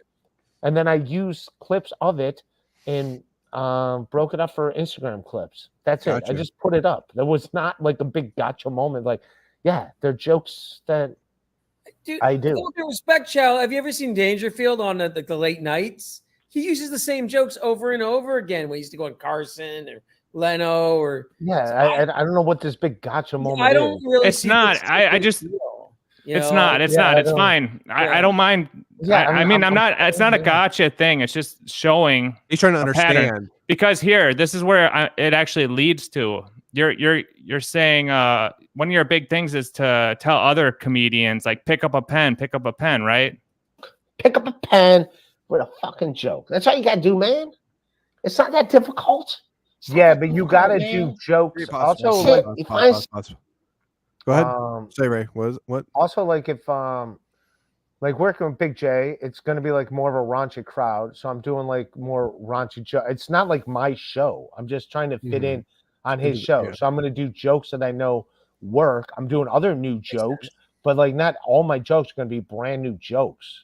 Like it's like your best of that category of comedy for Big J's audience. I get it. I guess like I need some jokes that I know hit, and then I'll do other like newer jokes around them. But like I'm not what do you call it? Yeah. So it's not a big like, oh, gotcha thing. Like, okay. No, that makes sense. I write all the time. It is sorry that I've said other jokes before. Yeah, you don't need to apologize. I was just curious about like the process of that and how when you know to like keep telling a joke or when you kind of know you're done with it or whatever. You throw it away to the side, yeah. Yeah. Because I always heard people say like, well, like when I would listen to Joe Rogan, like he would like say like, oh, once I film it, then I start a new act or something. So yeah, and I'm a musician. Like when you play the same old fucking song from like 5 years, you don't continuously play it at every fucking show. Once in a while, after a while, you're gonna drop it from your fucking. Duran does, man. They're still playing "Save a Prayer." You know, they've only got so many fucking hits, buddy. They only got so many hits, dog. What are you talking about? Yeah, Rio, well, Hungry that's Like what the people Wolf. want to hear. The Yeah, Rio- only so many, bro. No, Only so no, many. notorious. Yeah, that's what people want to hear. They don't want to hear like the new stuff. They want to hear the classics. And usually Hey, artists kind of get tired of playing the same old fucking hits all the fucking time. They No, want to if have new anything, material that's for a themselves. compliment to my joke because it's still relevant so? and people still still get it all these years later. So Fair enough. And I people get still that, but if it would have aged like a Jersey Shore joke or something, then yeah, I would have quit doing it. burn But it. the fact No, I that get it. it's still relevant, like everyone still gets that joke. So there's no I wanna- reason to change it. On the vein of comedy, because I think it's really interesting how comedy works, and I want to know what inspired you to get into comedy, and what was your first joke? These are things I don't know, so don't think I'm trying to gotcha or anything like that. Gotcha moment, yeah. Well, yeah, but you just like show me, hey, this joke's worked. Well, it is. 10 years Hey, ago. Ray, we're the first time you and it still works today. We're the Wait a first time you minute, so- jerked off. Here you go. here's the I video. remember the first time you beat off. I remember the first time you had sex. I Yeah, I've remember the been first- there. So I need the But then first it- joke. If anything, you're complimenting me. You're like, hey, this joke worked 10 years ago and it still works today. What a piece of shit you are. that You it's are a still piece of shit, relevant. Ray. It's like, what the fuck are you saying? You're just Right. complimenting me. Yeah, of course. Yes, you're It's like, wait a you're minute, a sensei. That joke worked and it still I'm- works. What a Ray, loser I'm I your am for biggest having a fan, joke. bro. What a Don't loser I am for having a joke that still fucking is He- relevant. Don't Right, take this it guy loves personal. you. Don't spin it into any narrative. I'm your biggest fan. So I want to know what is your first joke and what inspired you to get Sorry, into my comedy? Crocodile Hunter joke didn't age well, and I still can't do Crocodile Hunter impressions. I don't know that one. Maybe I do. Well, actually, one of your first jokes that you have filmed on the internet is you did a bit about being a serial killer and insane. Do you remember that bit? What? I think I'd have to see it to remember it, but Play the clip. I don't have it pulled up. It's on Yeah. YouTube. It's on his page, but it's like really grainy and it's like really Oh yeah, it's old poor school. quality. Yeah, So yeah. you can't really hear it all that well, but I want to just know, like, what was one of your first jokes that you remember telling that you were like, this is dope? the first joke I ever wrote, and this is one of the reasons why I knew it'd be all right in comedy, is like I signed up to do a workshop at the Cleveland Improv. Just says, and signing up to do comedy classes, it's not great in that you're gonna like learn how to do comedy, but it is good for young comics in that you'll meet other new comics that also like want to do comedy. So you'll have like people like, all right, let's go do open mics together and stuff. So it was Dave Schwenson's workshop at the Comedy Improv. And like, he's like, get up there and tell your jokes. And I told a joke about how I was friends with a girl. I want to have sex with a girl. And she's like, no, I can't have sex with you because I respect you too much. And then my buddy's like, oh, her? Like, I fucked her last week, or I had sex with her last week on the first date. And I was like, wow, dude, she doesn't respect you at all. Yeah. And he immediately stopped it and he goes, all right, here's the rule. You can't do other people's jokes. You got to do your own jokes. And it was like, I mean, I wrote that. I'd never heard that joke before. And I was like, all right, I'm going to be all right. Like, he thinks that that's a professional comics joke, and that's my joke. So that's when I knew, like, all right, I'm going to be okay. And I would do that starting out. And that joke is not the greatest joke, but just the fact that, like, the guy who was teaching a workshop thought that was some professional comedian's joke was like, okay. Yeah, that's a good one. And that's cool. I think that's crazy because you have a reoccurring, like your first bit in, or your first sketch was with at the laundromat where the chick ended up being some other chick's dude. And then with the whole AJ thing, you went with the flowers or the guy came in with the flowers and started dating her when you were. So there's like a parallel to like these other guys swooping in and taking your chick. Have you ever really thought about that? No, I don't care. Like, well, part of it is this. Like, if I like a girl, I'm into her. Awesome. The second she's not into me, it's like, all right, well, I'm not into you. Yeah, Like, but women. I'm quick to like be like, all right, fine, fuck it, have them. I don't give a shit. Right. There's more fish in the sea. Yeah, like I don't really care. Women want you to fight for them, though. That is true. They do want you to put some effort want to to- know that they have someone who's willing to fight for them and be a, Well, you got to be man. a woman worth fighting for. Oh, okay. shit. Yes, Yeah, Ray. I love yeah. that comeback, baby. What's your ideal woman? Yes. I want to know that. I don't know. Don't be from Ohio. No. I just want to have her own thing. Like, we're both into each other for she's got to be attractive. Like, I would like her younger than me. 32 would be great, but 35-ish, 36, that'd be a Nice. good age. Like, I definitely need her like younger. Someone who can birth your children. Right. No, I don't think I want to have kids. But yeah, definitely like a woman younger than me.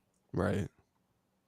That makes sense. I have the Cavs on in the background. They're about to fucking lose. They suck. Yeah, I'm watching you watch the game. That's kind of disrespectful, bro. We got a podcast. We paid you for it. And you're it's all watching the good. game. I know. It's like a stuttering John He's move. also though. like kinda- It's like stuttering kinda- John kind of doing it. He's you know what also I'm saying? shitting on me while I'm doing it. We're not shitting on you, honestly. He's a fan, and I actually I'm somewhat 50-50 with you. So we're not really shitting on you. Oh, yeah, we had a couple fan questions too. Yeah, we do. By the way, what's the beef between you and Sheckler? Oh, is there one? No, my problem with him I didn't mind the guy at all. He's definitely a Shuli fan. He was a fan of me when I was on Shuli Network, and when I left Shuli Network, he was like, it looks like he was like mad at me for like leaving Shuli Network. And I still had no problem with him, but when he like a woman took a picture with me after a show, put it on her Instagram story, and then like he like I'm a dummy Buffalo. where I showed the picture that she took. yeah. Like I did show the picture that she took of me, which I shouldn't have done on a podcast, but he did like a face search thing and like found the woman and like kind of doxed her, like, this is the woman. And that's when I was like, all right, that's out. That's some creepy shit. Because at one point, are you sure it was him? Because at one point you were saying I did it. Someone did it. Well, No yeah. offense. So, like, what No evidence offense. do you have? That's creepy within itself, though. Saying someone did. Then I can tell you with with everything in my heart that it wasn't me. I don't know who she is, whatever. I remember when you were talking about this chick, she showed up at that Big J show and you took a picture of her, right? And then she took a picture with me and posted it on her Instagram. Okay, and then he made some film that he posted on Twitter of like her dancing around or something, right? As something like that. Yeah, I don't. So that's why you think it was he. But did he? Okay. I don't know. I just know that it's close enough to like I don't gotta deal with them. I didn't know you had all these videos about me. That's why I have you blocked on Twitter too. Like, well, they're comedy, bro. I mean, why do you have him blocked? It's to promote him. I don't want. I don't want to see negative. It's like I got enough fucking shit I got to deal with. Where it's like I don't need more negativity. If you want to unpack it a little more, really, when you started getting really angry about Ari, you were saying it was all my fault. And I'd be curious to see what you said about it and like what you think I did about it. Because actually what happened was Ari went on Quadfather's show and she didn't even say anything bad about you. Basically, Lemmy did. And Quadfather played the Jesse Lee Peterson beta thing. Right. And they were all kind of talking about it. She tried to like avoid the subject. Mm-hmm. And then right after you were like, I blame Dr. Chow for all this. And I have nothing to do with those guys. I don't talk to them. I don't know. I wish her the best. I wish her the best. I wish she figures out whatever she wants to do. And I will say this. I did go.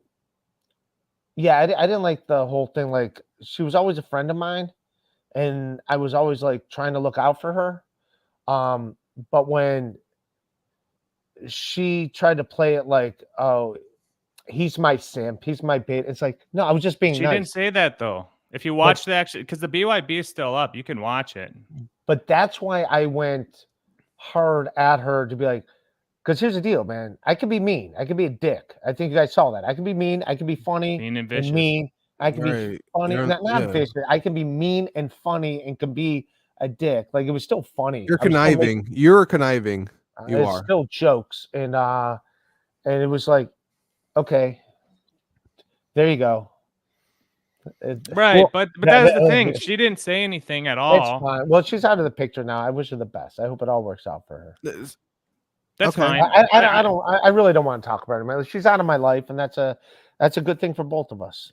And I don't either, but at the same time, I was just curious, like, what you thought my role in all of it was, because it seemed like I don't know. spurned She's a in lot the of it. rear view mirror. Like I don't know. No, me. I'm like, I'm in the rear view too. So okay, fine. We'll Well, you drop were it. buddies. You were buddies with her, and it was more like You did it a was show like- together. Yeah, you guys did your show and stuff together, and it was like, all right, that's cool. That's between you guys. I don't talk to her anymore, and like I'm better off for it, and I'm sure she's probably better off for it too, like not conversing with me. So it's That's good thing. fair. And I mean, I don't really have strong feelings. I wasn't mad about it. I thought it was like I know that you and her were legit friends for a long Yeah. time. So I thought it was kind of out of line for you to like burn it over basically nothing, but at the same time, No, you know, it's for the best. You don't know Sure. everything, but no, it's I don't. I really don't know much. Yeah. And I don't want to get, but it's for the best. Like I cut her out, and I'm better off for it, and she's probably better off for it too. So I wish her the best. I got other shit to worry about, and I'm sure she's got other things to worry about. No doubt, no doubt. I'm trying to think what. Oh yeah, so back to the initial question. What did you try to? What? Oh, you did the course, but like, what got you to think about doing the course, the comedy course? Oh, I Were you just a big wanted, fan? Big yeah, fan of I comedy. was, I was always a big fan of stand. I thought everyone was a big fan of stand-up comedy, and then like to realize like no one else gave a shit about it was. But yeah, I was always into it. Fair enough. Fair enough.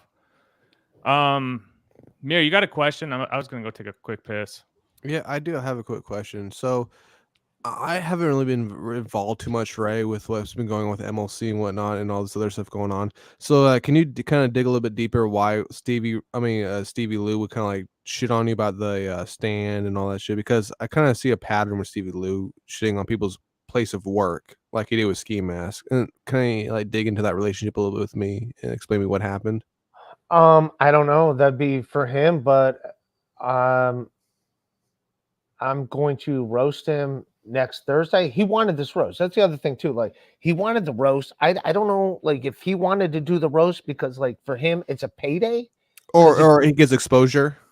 Yeah, like if he does it and it's on MLC, it's like a payday thing, but it's like, no, you called me out. Like me calling Stuttering John out on a roast, like, oh, I'm roasting you. Like come roast me.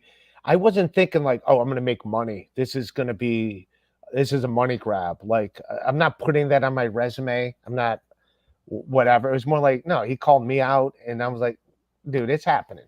Well, if you're there, great. If you're not there, so be it. But I mean, he's got nowhere else to be but getting high in his room.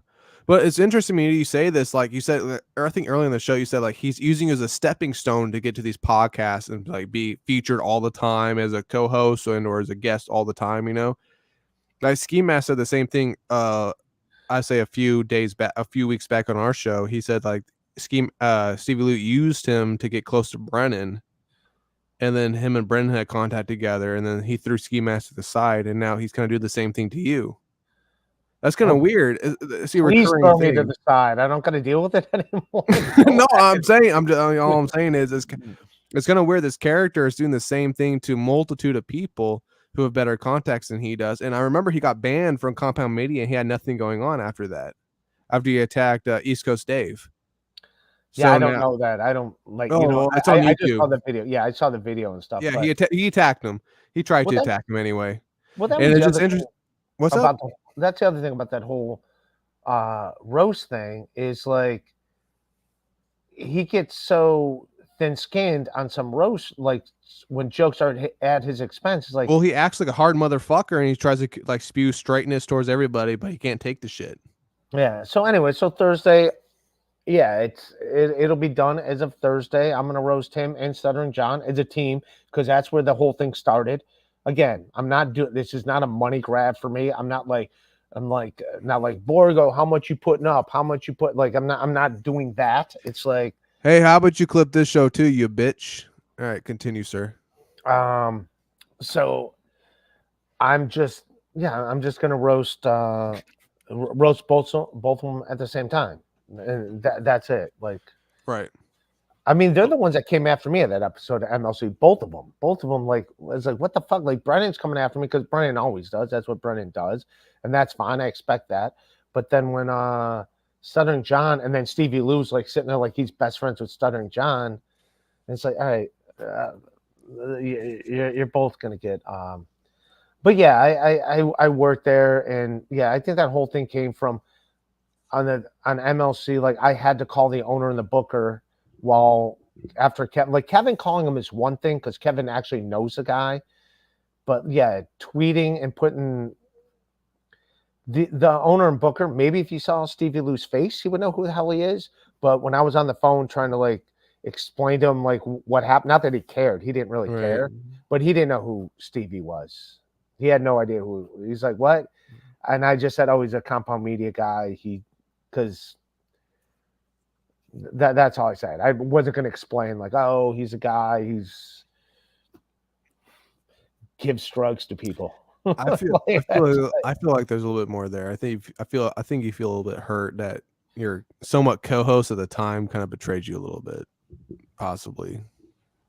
Because he never was my co-host. He wasn't your co-host, but he was on your show a lot during a small time period every day, every show almost. You know, it was starting to kind of feel that vibe, and then he kind of just does a 180 on you, and now he's supporting all this shit against you. It's a little disturbing to me. It happened to a lot of people he's worked with, and he's just using it as a stepping stone towards God knows where. You know. Yeah, when he's got other things he should really be worrying about. Right, like his divorce. And we'll get into all that. That'll be the roast. Yeah, there's gonna be some jokes, like obviously about that. Like that's what I'm saying. Like, you want to roast? Like, all right, we're gonna roast. Right? You wanted to roast. Well, here you go. You got your roast. So I'm sorry, it's not this platform where it's like you got. And I think Barry Ribs ruined that whole roast thing as far as like roast happening on MLC. Because Barry Ribs showed up and did nothing, and I think like everyone was like, "Oh, this is a waste of." A waste of money and time when Barry Ribs did that. No, I think so too. But I want to ask about that show at the stand, the infamous Rays one. So that's one of the most popular shows at the stand, right? Sells out. I'm not gonna say it's one of the most, but it's a good show. And I'm at the stand 4 times in the next in an 8-day period. So to be like he only does it like. So it is important to me. Please do not. Does that show account for a lot of your income? Because no, it doesn't account for a lot of my income. No, it's just a show. No, because well, it's an important show nonetheless. But it's a fun show. It's just a fun show. It's not that show's also not a money grab. It's just a fun show. It's you get to interact with other famous comedians, like high level guys. So it's like status and networking, right? That's not really. It's just more like it's just a good show. It's just a show. Just a show in New York City. There's a lot of great shows. It's a lot of great shows in New York City. It's not a, I like that. Yeah, it's a beer grab. Yeah, it's a free beer grab. Yeah.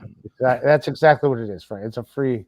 Let's get off that because that's going to be covered deep in the roast. But one thing I want to talk about is your driving. Because this is another contentious thing that's been coming up. You've been driving around this country. One of your first YouTube videos is this Life of the Comedian ones. Have you seen this one? Let me show it to you. I actually feel bad that I put that up because this is one I did not know. That was my buddy Rob Paravonian.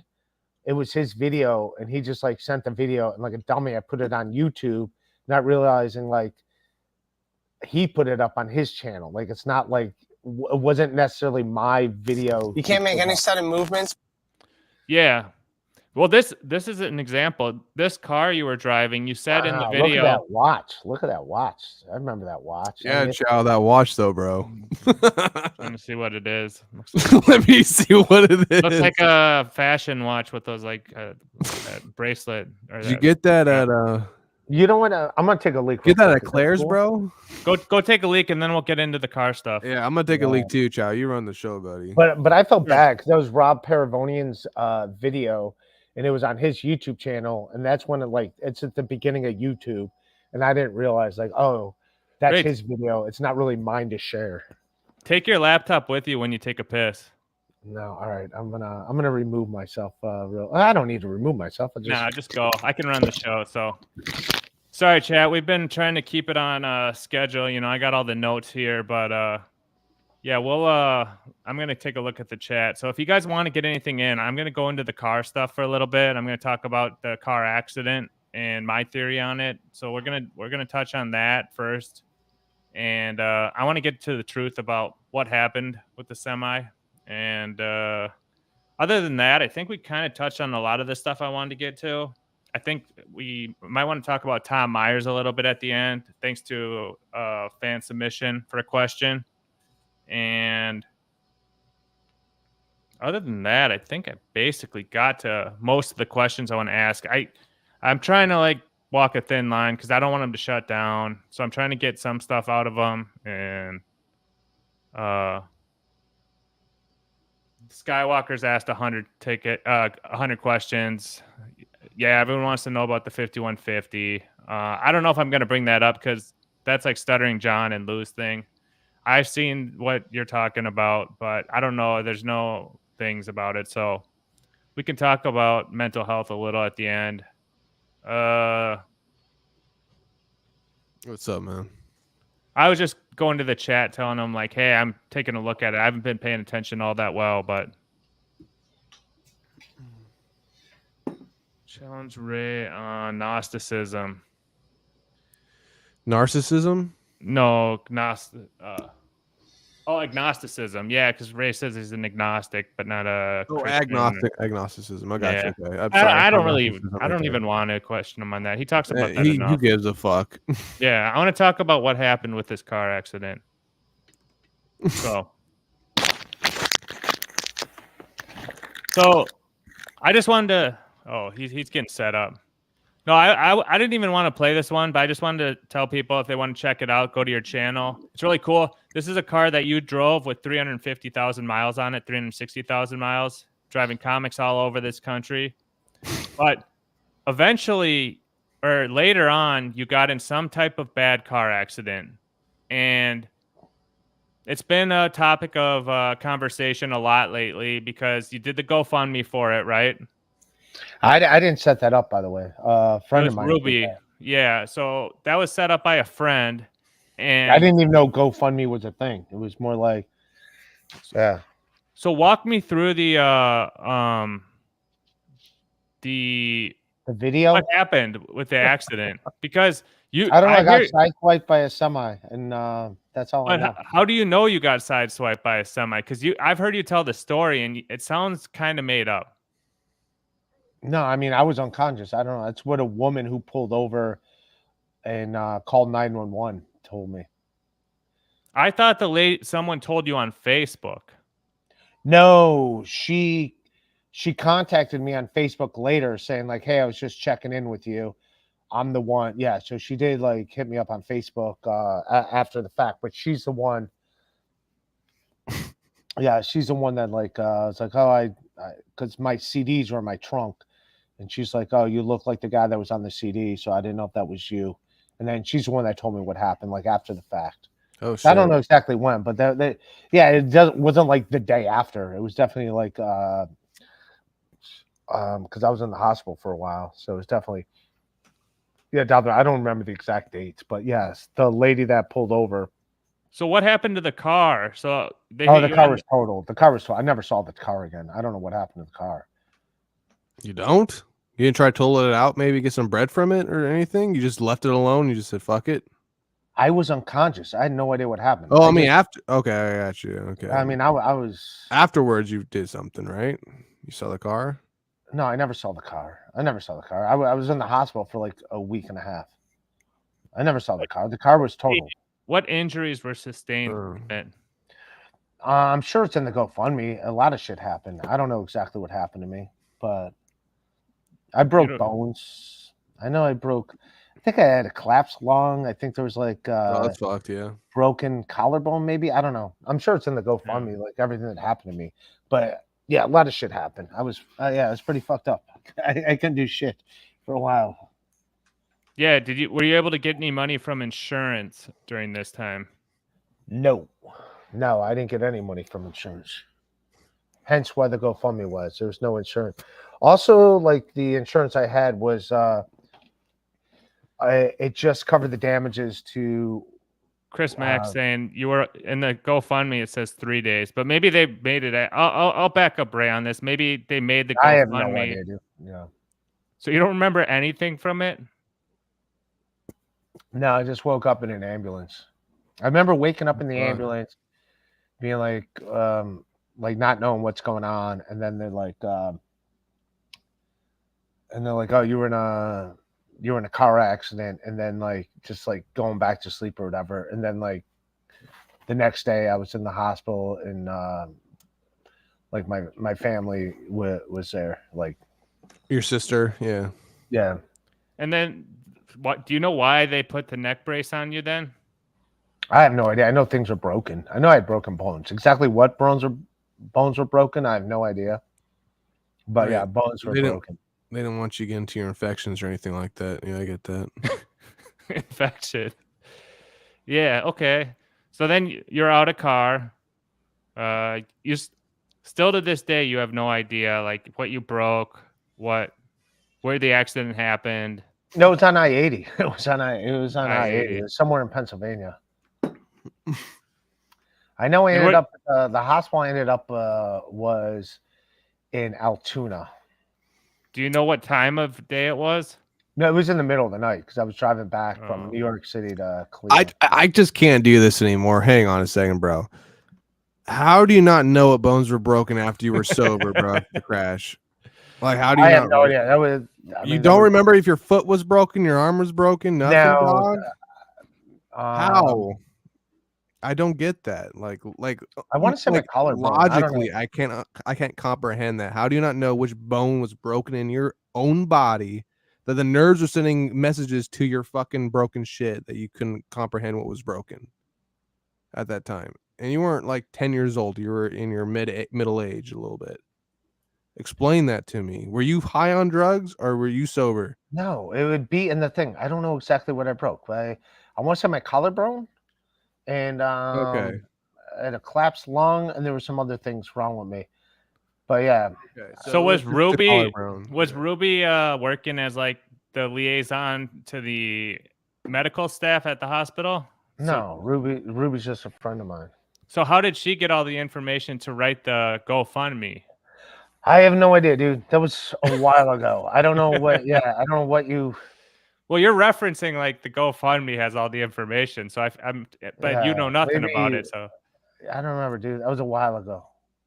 Yeah, that sounds like a fucking like. You know what? I got not here. You want the information? Go to that, but I have no idea what it says. Yeah, go ahead. I don't. Yeah. You can't say that, dog, because then it makes you look uncredible. It makes you seem like an idiot. I'm just saying you don't know what you're talking about when you reference other things that you don't know what it's about. Like you can't reference things to people if you don't know what it is. I don't. It makes you look like a fool. I'm just giving you some advice. All right, well, check out the GoFundMe. Whatever. You say that, and then you don't know what it says. Go check out the GoFundMe. You don't know what it even is. Apparently, I thought maybe it says raise a fucking Nazi. Go check out the GoFundMe. Then it'll tell you everything. Oh, I'm a Nazi. There you go. You know what I'm saying? Like you can't say that. You look like an idiot. Don't say that. Well, this was fun, man. I had a good time, man. Okay, if you want to leave, leave. I'm just saying, like, I got it. If you want to take a look at it, I don't want to relive a fucking horrible accident I almost died in. I don't really want to relive it.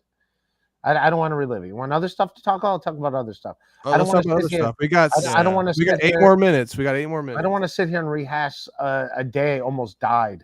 Like I don't want to do it. Okay, I that's mean, fine. you guys could sit there and be like, "Oh man, it's a shame he didn't die." That's for you I'm not guys. saying that at all, bro. At Yeah, all. I was in a horrific I wouldn't want car you to die. Why the fuck would I want you to die? I would not say Yeah, that ever. I almost died. It was a pretty gruesome experience, but okay. Right. It was all fake. It never happened. I'm not saying that either at all. No, we're I'm just I'm not curious. saying that. I'm not attacking you like that at all. If I was on drugs or if I was drunk, it would have shown up in the hospital. They would have I'm been not like, even saying that at all, Ashley Ray. I'm not saying that you were on it would have drugs. been there.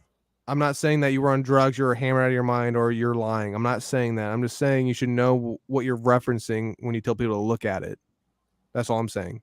We'll go look. It has more information than anything I would know. So, All right, so this was a fan submitted clip, and they have a question regarding it. So this is from your show, and we just want to know. I don't know exactly what it is, so we'll play it and see. MG, he did my podcast. If you go on my Patreon, he did my podcast. Oh, this is regarding Tom Myers, Right. which is a New York comic that He's not. He's a Baltimore comic. Baltimore comic, but he works You at can't the really call him a Stand. comic. You can't really. Yeah. He does. No, he does frantic. That's it. That's all he does. Okay, so for all the fans, just check this out. It's in regards to another comedian. He does a show at the Stand called Frantic. It's the free show they do on Monday nights. It's after Legion of Skanks does their show, and I met him because they're both on the show Frantic, and I knew him from Nick Mullen's podcast, Come Town, and everything. He seemed like a nice dude, like well-adjusted and everything. He seems like a nice dude, well-adjusted and all that stuff. And I had him on my podcast, and I thought he would be like in on the joke of what Come Town does, but he's not. He's not. Tom Myers is not in on the joke. Like you see him on my pod, he's not in on the joke. It's kind of like Stuttering John. He's like the Stuttering John of how Stuttering John is to Uncle Rico. He is Stuttering John to like Come Town. Like he doesn't get the joke, but he doesn't understand that if Come Town and Nick Mullen and Stavos doesn't talk about him, no one knows who the hell he is. Like everyone that's doing like Legion of Skanks, like everyone that works for Gas Digital, Tom Myers on, they like run down because they want to watch Tom Myers. He's not in on the joke. He is seriously not in on the joke. Like, see him on the podcast. It's on my Patreon, patreon.com/Ray Devito. But Tom Myers did my podcast. I thought he would be like, I thought he'd be like in on the joke. Like, yeah, I get it. But he's not. He's not in on the joke. And it's like, that's when it's weird. Like, oh, you're not getting the sarcasm. You're not getting.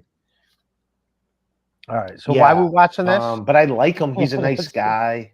Hang on, He's Ray. a nice guy. And then he saw like I'm over. friends with John Fugelsang, and so he like hit me up like, "Hey, can I do Fugelsang show?" I'm like, "That's kind of up to John Fugelsang." Like, that's not. He's like, "I talk politics." I'm like, "That's not my decision." Okay. So there's a two-part question regarding this. The fan wanted to know, Ray, do you see any parallels to this and like what's going on with you within the Dabbleverse? And are you aware of what like maybe like that? Are you in on the joke that people are kind of watching you too? I guess is what he's basically saying. Yeah, people. A lot of people. I get it. Like this is like. So now you're trying to say like I'm being trolled by you guys? All right. No. I'm not trolling you, dog. I'm not trolling you at all. What the fuck are you talking about trolling? Don't try to ease out and have a quick escape. Sorry. No, we're actually. I'm trying to reword the question because it's like really long. Don't do that. Don't do that. Don't categorize us as trolls. That's pussy shit. We're actually asking questions. No, he Don't just do that. Don't do that. Don't do that. I'm not. We're not trolling you. you. Do you think you're Tom Myers? Do you think you're Tom Myers? Okay, all right.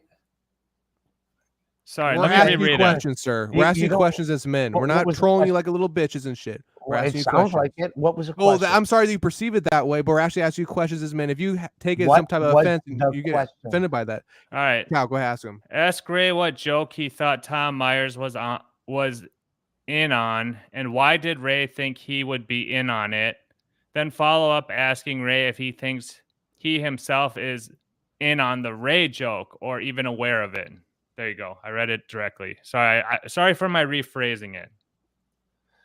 No, I'm aware of what's going on. Like Tom Myers does not get that people are trolling him. I get that you're trolling me, so I'm in on this. I Don't get do it. Like that. right I don't now. like that shit. You belittle it Well, by well, saying we're trolling. We're not trolling. We're actually what trying to I'm understand what the We're fuck's going interviewing. on. You're trying to compare me to Tom Myers, who How's is that trolling? It's absent-minded. comparison. It's not trolling. Who's absent-minded to everything that's going on around him. The fact that I'm Okay. able to pick up on the you are Is trying that to compare trolling me or to is that Tom just Myers. comparing things? What's the difference? Yeah, all right. Tell me the difference. If Okay, you know, that's cool. We had a good podcast, man. You guys were cool, man. no, you got 30 seconds. We're not done yet. Continue. Okay, Yeah. and then the last part was ask about his refusal to help Tom by introducing him to Fugelsang, and contrasted to Ray asking the sports betting window at the Borgata if he could Venmo them to avoid the ATM fee. Why does Ray think it is reasonable to mooch off others at every opportunity when he is so quick to avoid helping anyone with anything? No, I realized after the fact that's why I mentioned that on my podcast, because I realized how ridiculous that was after the fact to ask the cashier. I'm like, do you have Venmo? Can I just Venmo you? Like, yes, Right. I'm aware of that. And you probably wouldn't want to introduce Tom Myers to John Fugelsang, even though they both do political comedy, right? I told him just hit him up on Twitter.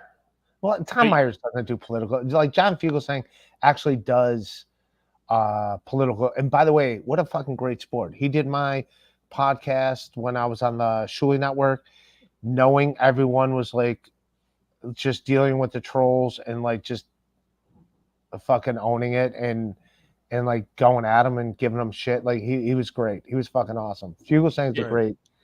He's fucking great. Check out his show on Faction. Before you leave, let's yeah.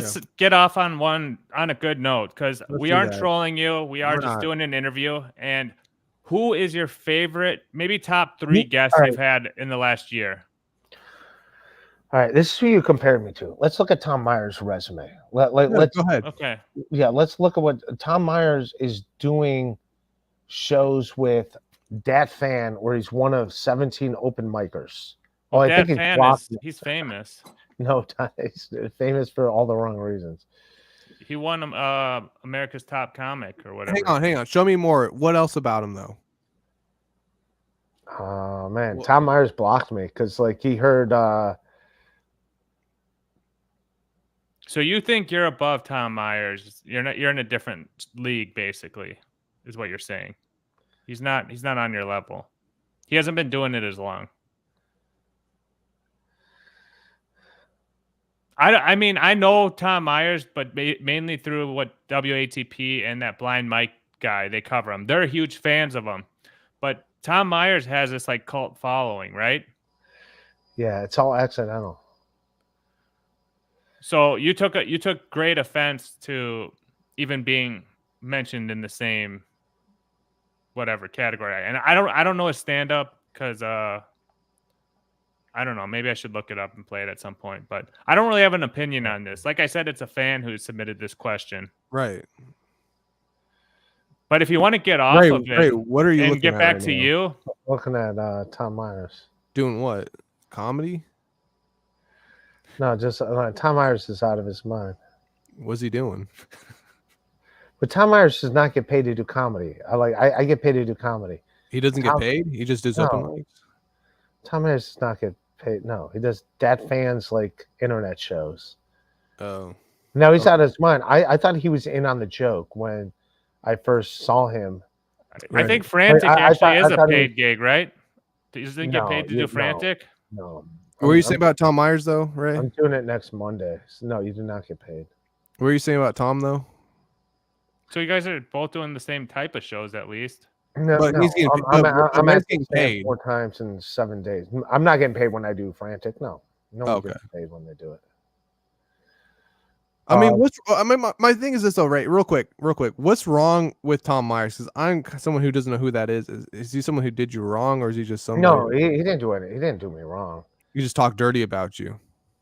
No, he didn't talk dirty about me. I think you have to like just go down a YouTube rabbit hole, of Like Tom rabbit hole. Myers and just enjoy it. It is awesome to He's watch. kind of like a stuttering John guy, where there's a bunch of people who enjoy him for the wrong reasons, right? Oh, Wouldn't I you say got that you. that's the best way to describe him, Ray? Yeah. You ever interacted with him in real life, right? Yeah, Ray had him on his show. Oh, Yeah, how he was did that my podcast. experience? How was that experience? It was fine, but he was on my show, and I thought he was in on the joke, and like, he's not in on it. Like, I thought he was owning it. Like, if you read his bio, he's like, I'm too edgy, I'm this, I'm that. Like, you guys can't handle this. And then it's like nothing but the blandest stuff, and you're like, but the way he owns it, and you're like, oh, he's in on it. And then he's like, no, he really thinks he's like too edgy and people can't handle it. When it's like the blandest shit, which makes it hilarious. It makes it hilarious. Like, it's fucking. You're like, dude, brilliant. I can't with you right now. Yeah.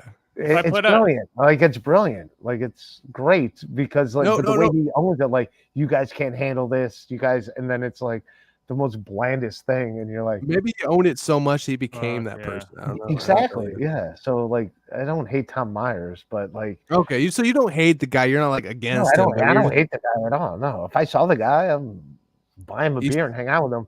But someone sent him a clip of me saying that to him on my podcast, and he's like, I thought we were friends. If you see me, don't even look at me. He said that to you? Oh shit. Yeah. Why? I don't get that. Yeah.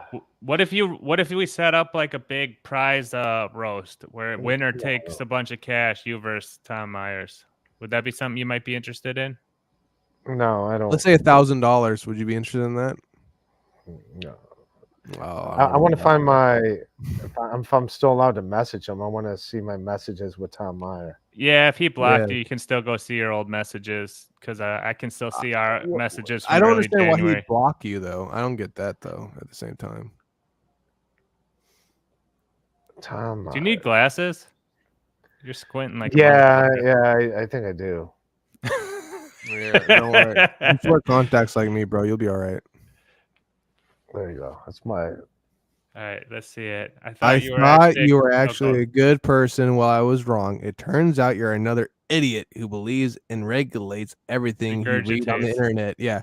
Don't even try to explain yourself or justify that you had said. You just don't bring it closer to me, bro. Just don't contact other directions. Right there. You just don't talk to me again. I'm cutting all toxic people and negativity out of my life. Sounds like a bitch. That's kind of like the message you sent me, Ray.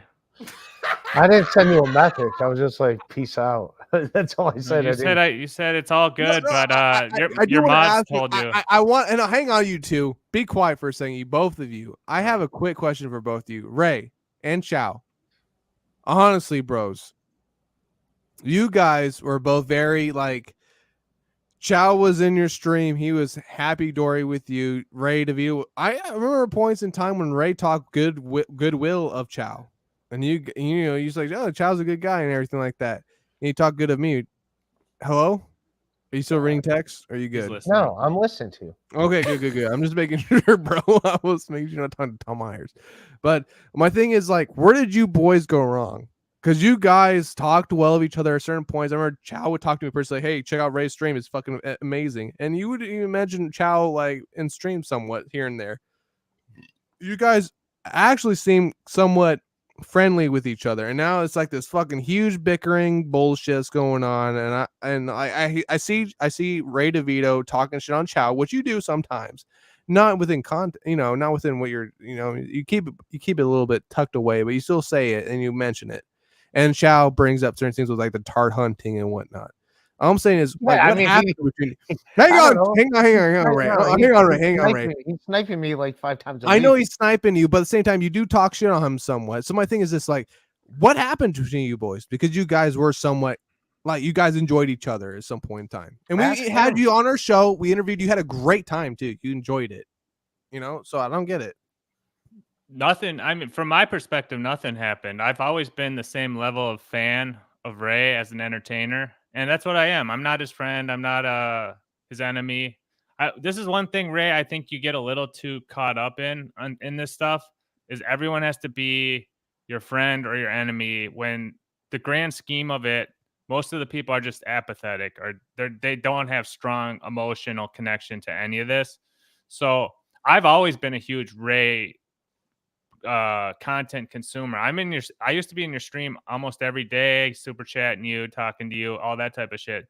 And I really don't have any ill will towards you. I actually find it very entertaining. That's why I like sniping and covering you, because I explain you as like a guy that the deeper you look into the more you watch your shows, the more you consume your content, the more interesting it gets, because you learn the story you tell. You're very open with what you'd say about yourself. So I find it very entertaining, fascinating. But I think you lean more on the emotional side, where it's like, yeah, every chatter's either he hates my guts and he used to love me, or all this different type of stuff. And to me, I think what went wrong, obviously a lot of it was spurned from the Aria Jane stuff, but even before that, there was the stuff like with EGN and Kevin Brennan. I said something about Kevin Brennan stuff was like not cool, and yeah, you owe him the apology. And well, he said he apologized. Yeah, I apologized, right? Yeah. But Ray, like, what about Chow? Because I mean, you can say you have these offenses towards other people about him, and so you're doing that. But at the same time, Ray, I think there's something about you that is kind of hurting that Chow was saying towards you. You know what I'm saying? Like, you're not just against Chow because he's against Kevin Brennan, or he said these things about these people. When I think there's more to have to do with you. He covers you, or he says something. Me like every day. Like, why does that bother you? Yeah, but that just started 2 weeks ago. Flattering. Yeah. Why you were talking about me for like 2 months. That's not flattering.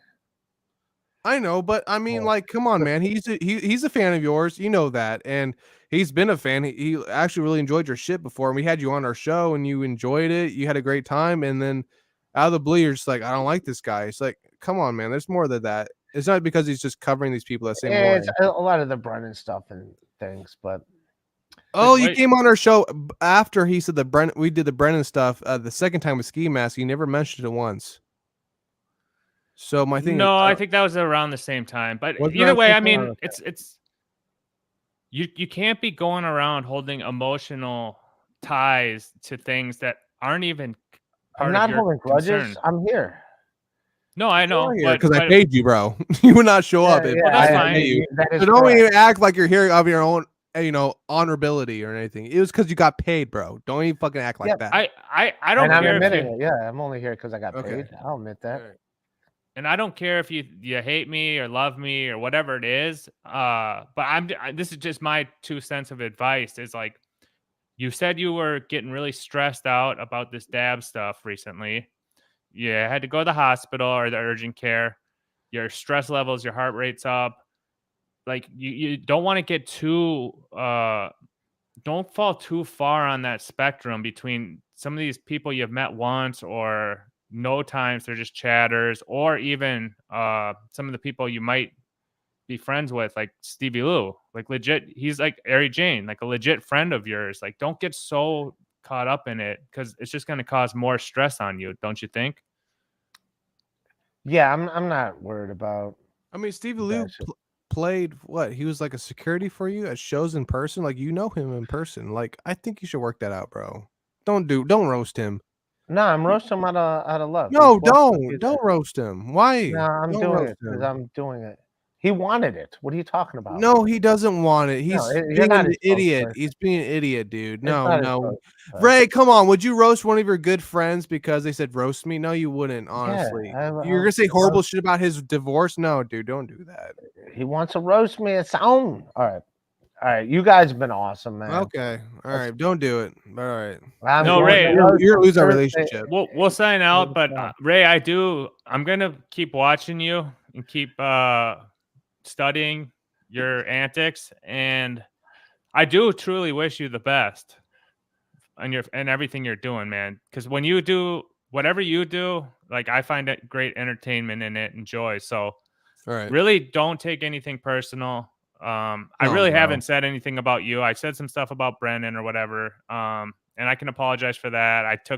I used Ari's StreamYard. I apologize to you about that. So He's not accusing you of Sarah Silverman, so you're good. He doesn't want to hear that. But appreciate you coming on, and it was an honor. Yeah, man. You want to plug anything, buddy, before you dip out here? Because there's like 100 people watching, and they all are here for you. So plug something.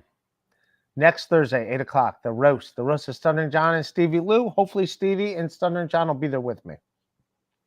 That's it. Nothing else. Yeah. Nothing What about MLC or Hackamania. Check out Nobody- MLC, Hackamania. Yes, go to What's the date? Hackamania.com. May And 30th to June 1st. Is that the Wait, you guys have a whole weekend? Yeah. Yeah, it's like a dude. Wait, who's 3-day event. performing there? Who's performing all there?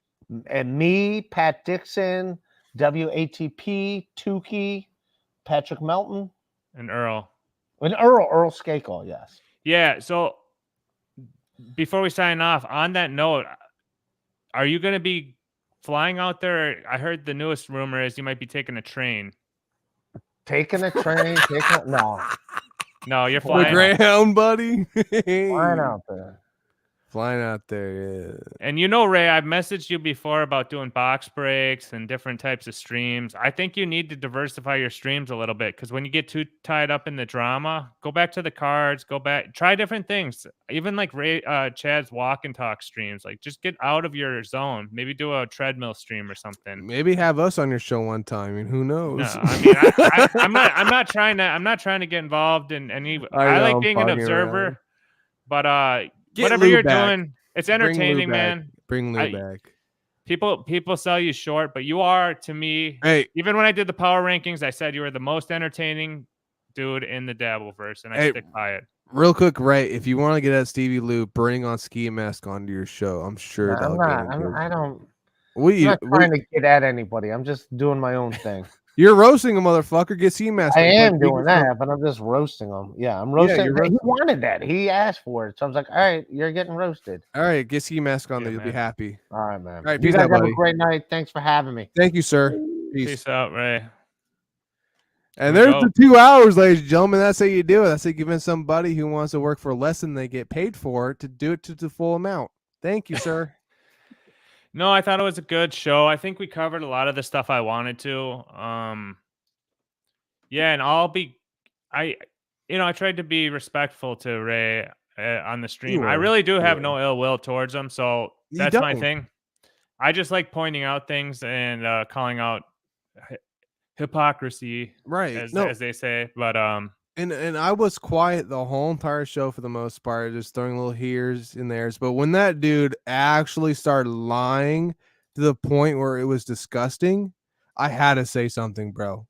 I really had to. I literally could not in my soul take it anymore. And I had to like just set the record straight. When he started calling you a troll and all of us a troll, I was like, dude, don't even go there with us. Like, that's not what this is. So I good luck don't trying really to care. catch them. No, I think I got all my questions. No, you're asked. good. You It's know, just I like- got to open I up don't people. know. Like I said, like Ray's a guy I like to share. That's the reason why I'm doing tard hunting and why I make my little clip videos, because I know there's tons of funny stuff that no one else knows about. So I want to play it. Yeah, no, my thing is just like, it's not like if I'm not being offended by calling us trolls. I don't give a fuck. Is that he dismisses you in his own mind that you're a troll, so he can just move forward. No, that's not what it is. We're actually men talking to you, so you cannot just dismiss us like that. And that I'm not going to allow that to happen on my show. Fuck that. But continue, sir. No, exactly. And now that he's gone, this is the one I wanted to play in honor of our black brothers out there. And I know Chris Mack's not on Twitter, so you want Mir, you want to check this out? Yeah, play it, bro. I've never seen Yeah, this so this is before. one of my favorite skits that Ray wrote, and it's got a bunch of famous comedians in it. Baron Vaughn, what's the Eric Andre. Yeah. Yeah, and Go out. Yep. yeah, so let's take a look at this. Black Country Club, the BCC. BCC, that's where your address goes on my email. Escargo, that is snail. Hi, Nicker's lawyer. Man, I'm a straight shooter, and people respect me for that. You want in this place? I will have you in today. Just follow my lead. I'm serious. Hey, Eli. Come on up here, nigga. What's up? That's a fact. Damn. Go, please. Yeah, let's do this. All right. Hey, why power? You got Come on up here, nigga. What's up? That's a fact. Hey. I learned a lot about you guys. You people loves watermelon. And Ray wrote this, right? Yeah, this is Ray wrote this. Perfect. Come on up here, nigga. What's up? That's a fact. She is great, and this lady loves crackers. It's true. I do love me some crackers. What? I lost my virginity too. She was 32, had 4 kids that were like laying in her living room when I just had to lose my virginity. I was a 20-year-old boy. Does Nick Gurr smoke Newports? That's a reference to the cigarettes that Elise Edwards enjoys. What the hell is the matter with you? What? Watermelon, crackers? You don't see how these could be sensitive subjects. Dude, I cannot control who eats crackers or who farms watermelon. You wanted in this place. Well, I had lunch today with the owner and her friend Christy, who is smoking. Come on up here, nigga. What's up? That's a fact. Strange. Hey. Hey. You must be barren. You must be Christy, as beautiful as I've been told. Yes, sir. Thank you. Well, that's great. I'm going to go grab Sonia, and we'll head out of here. Oh, and Baron, by the way, she loves the dark meat. Hey. I assume you had roast beef for lunch? Well, yes, I did, but I believe he was referring to the fact that I love fucking black guys. Whoa, no. That was pretty good. That was decent. Yeah, so in honor of Black History Month, I wanted to show you guys that one. We got an extra day this year, so prayers up for that. Right. Leap year. So yeah, I mean, I think with that, Mir, should we call it a night? You call it, buddy. You do the send off. I'll do a little promotion. We're going live tomorrow night with a former Rock Bottom podcast guest, Adam Nutter, who is another comedian, very funny guy. So we'll be having him on to talk a little more comedy. And then we got some other guests coming up that aren't in the comedy world. So, yeah, tune in and till Can next I say time. one thing? Yeah, go. Everybody watching this tonight, I'm going to let you know right now. You watched a man in his craft, a man of honesty, a man of integrity, a man of honor, and of purity. Dr. Chow, Mega G. A lot of people shit on you. A lot of people say horrible fucking things. But in reality, yes, these tweakers, the fucking losers who try to troll you. You're a man of the people, and I will never forget that. Ray, who came on tonight, showed us, and everyone watching this clip and this fucking show tonight knows Ray came on the show, I would say, he was discombobulated. He had no idea what was going on. He couldn't comprehend what was going on with what Chow was showing him. He couldn't comprehend who barely watches his shit, was saying to him. That should tell you something about this person. He is broken. He is sick. And he is not willing to take responsibility for what he says on his fucking shows. And that is disturbing to me. And he acts like he forgets shit, but he does not forget. He is just playing all your minds. And I'm just saying right now, Dr. Chow, continue your great work with Win by 2. You guys make a great show, and I can't wait to watch more of it. And Ray, I love you, buddy, but you need serious help when you're talking to adults, not children. Don't ever fucking talk to me again about how you're just trying to say, oh, go check out my shit. I'll tell you what it says. You don't know the fuck it says, bro. Say you're a fucking racist or rapist. You don't even know what the fuck it's telling you about. You're an idiot. Don't do that again. You're stupid as fuck. Everybody, enjoy the fucking show. Watch it again. Reclip, whatever. Chow, thank you, sir. It was an honor. It was an honor. And it wouldn't be a Mir Musk without a Mir rant. So no, it wouldn't cherry on top. Thank you so much. Till next Adios, time, guys. amigos. Peace. Peace.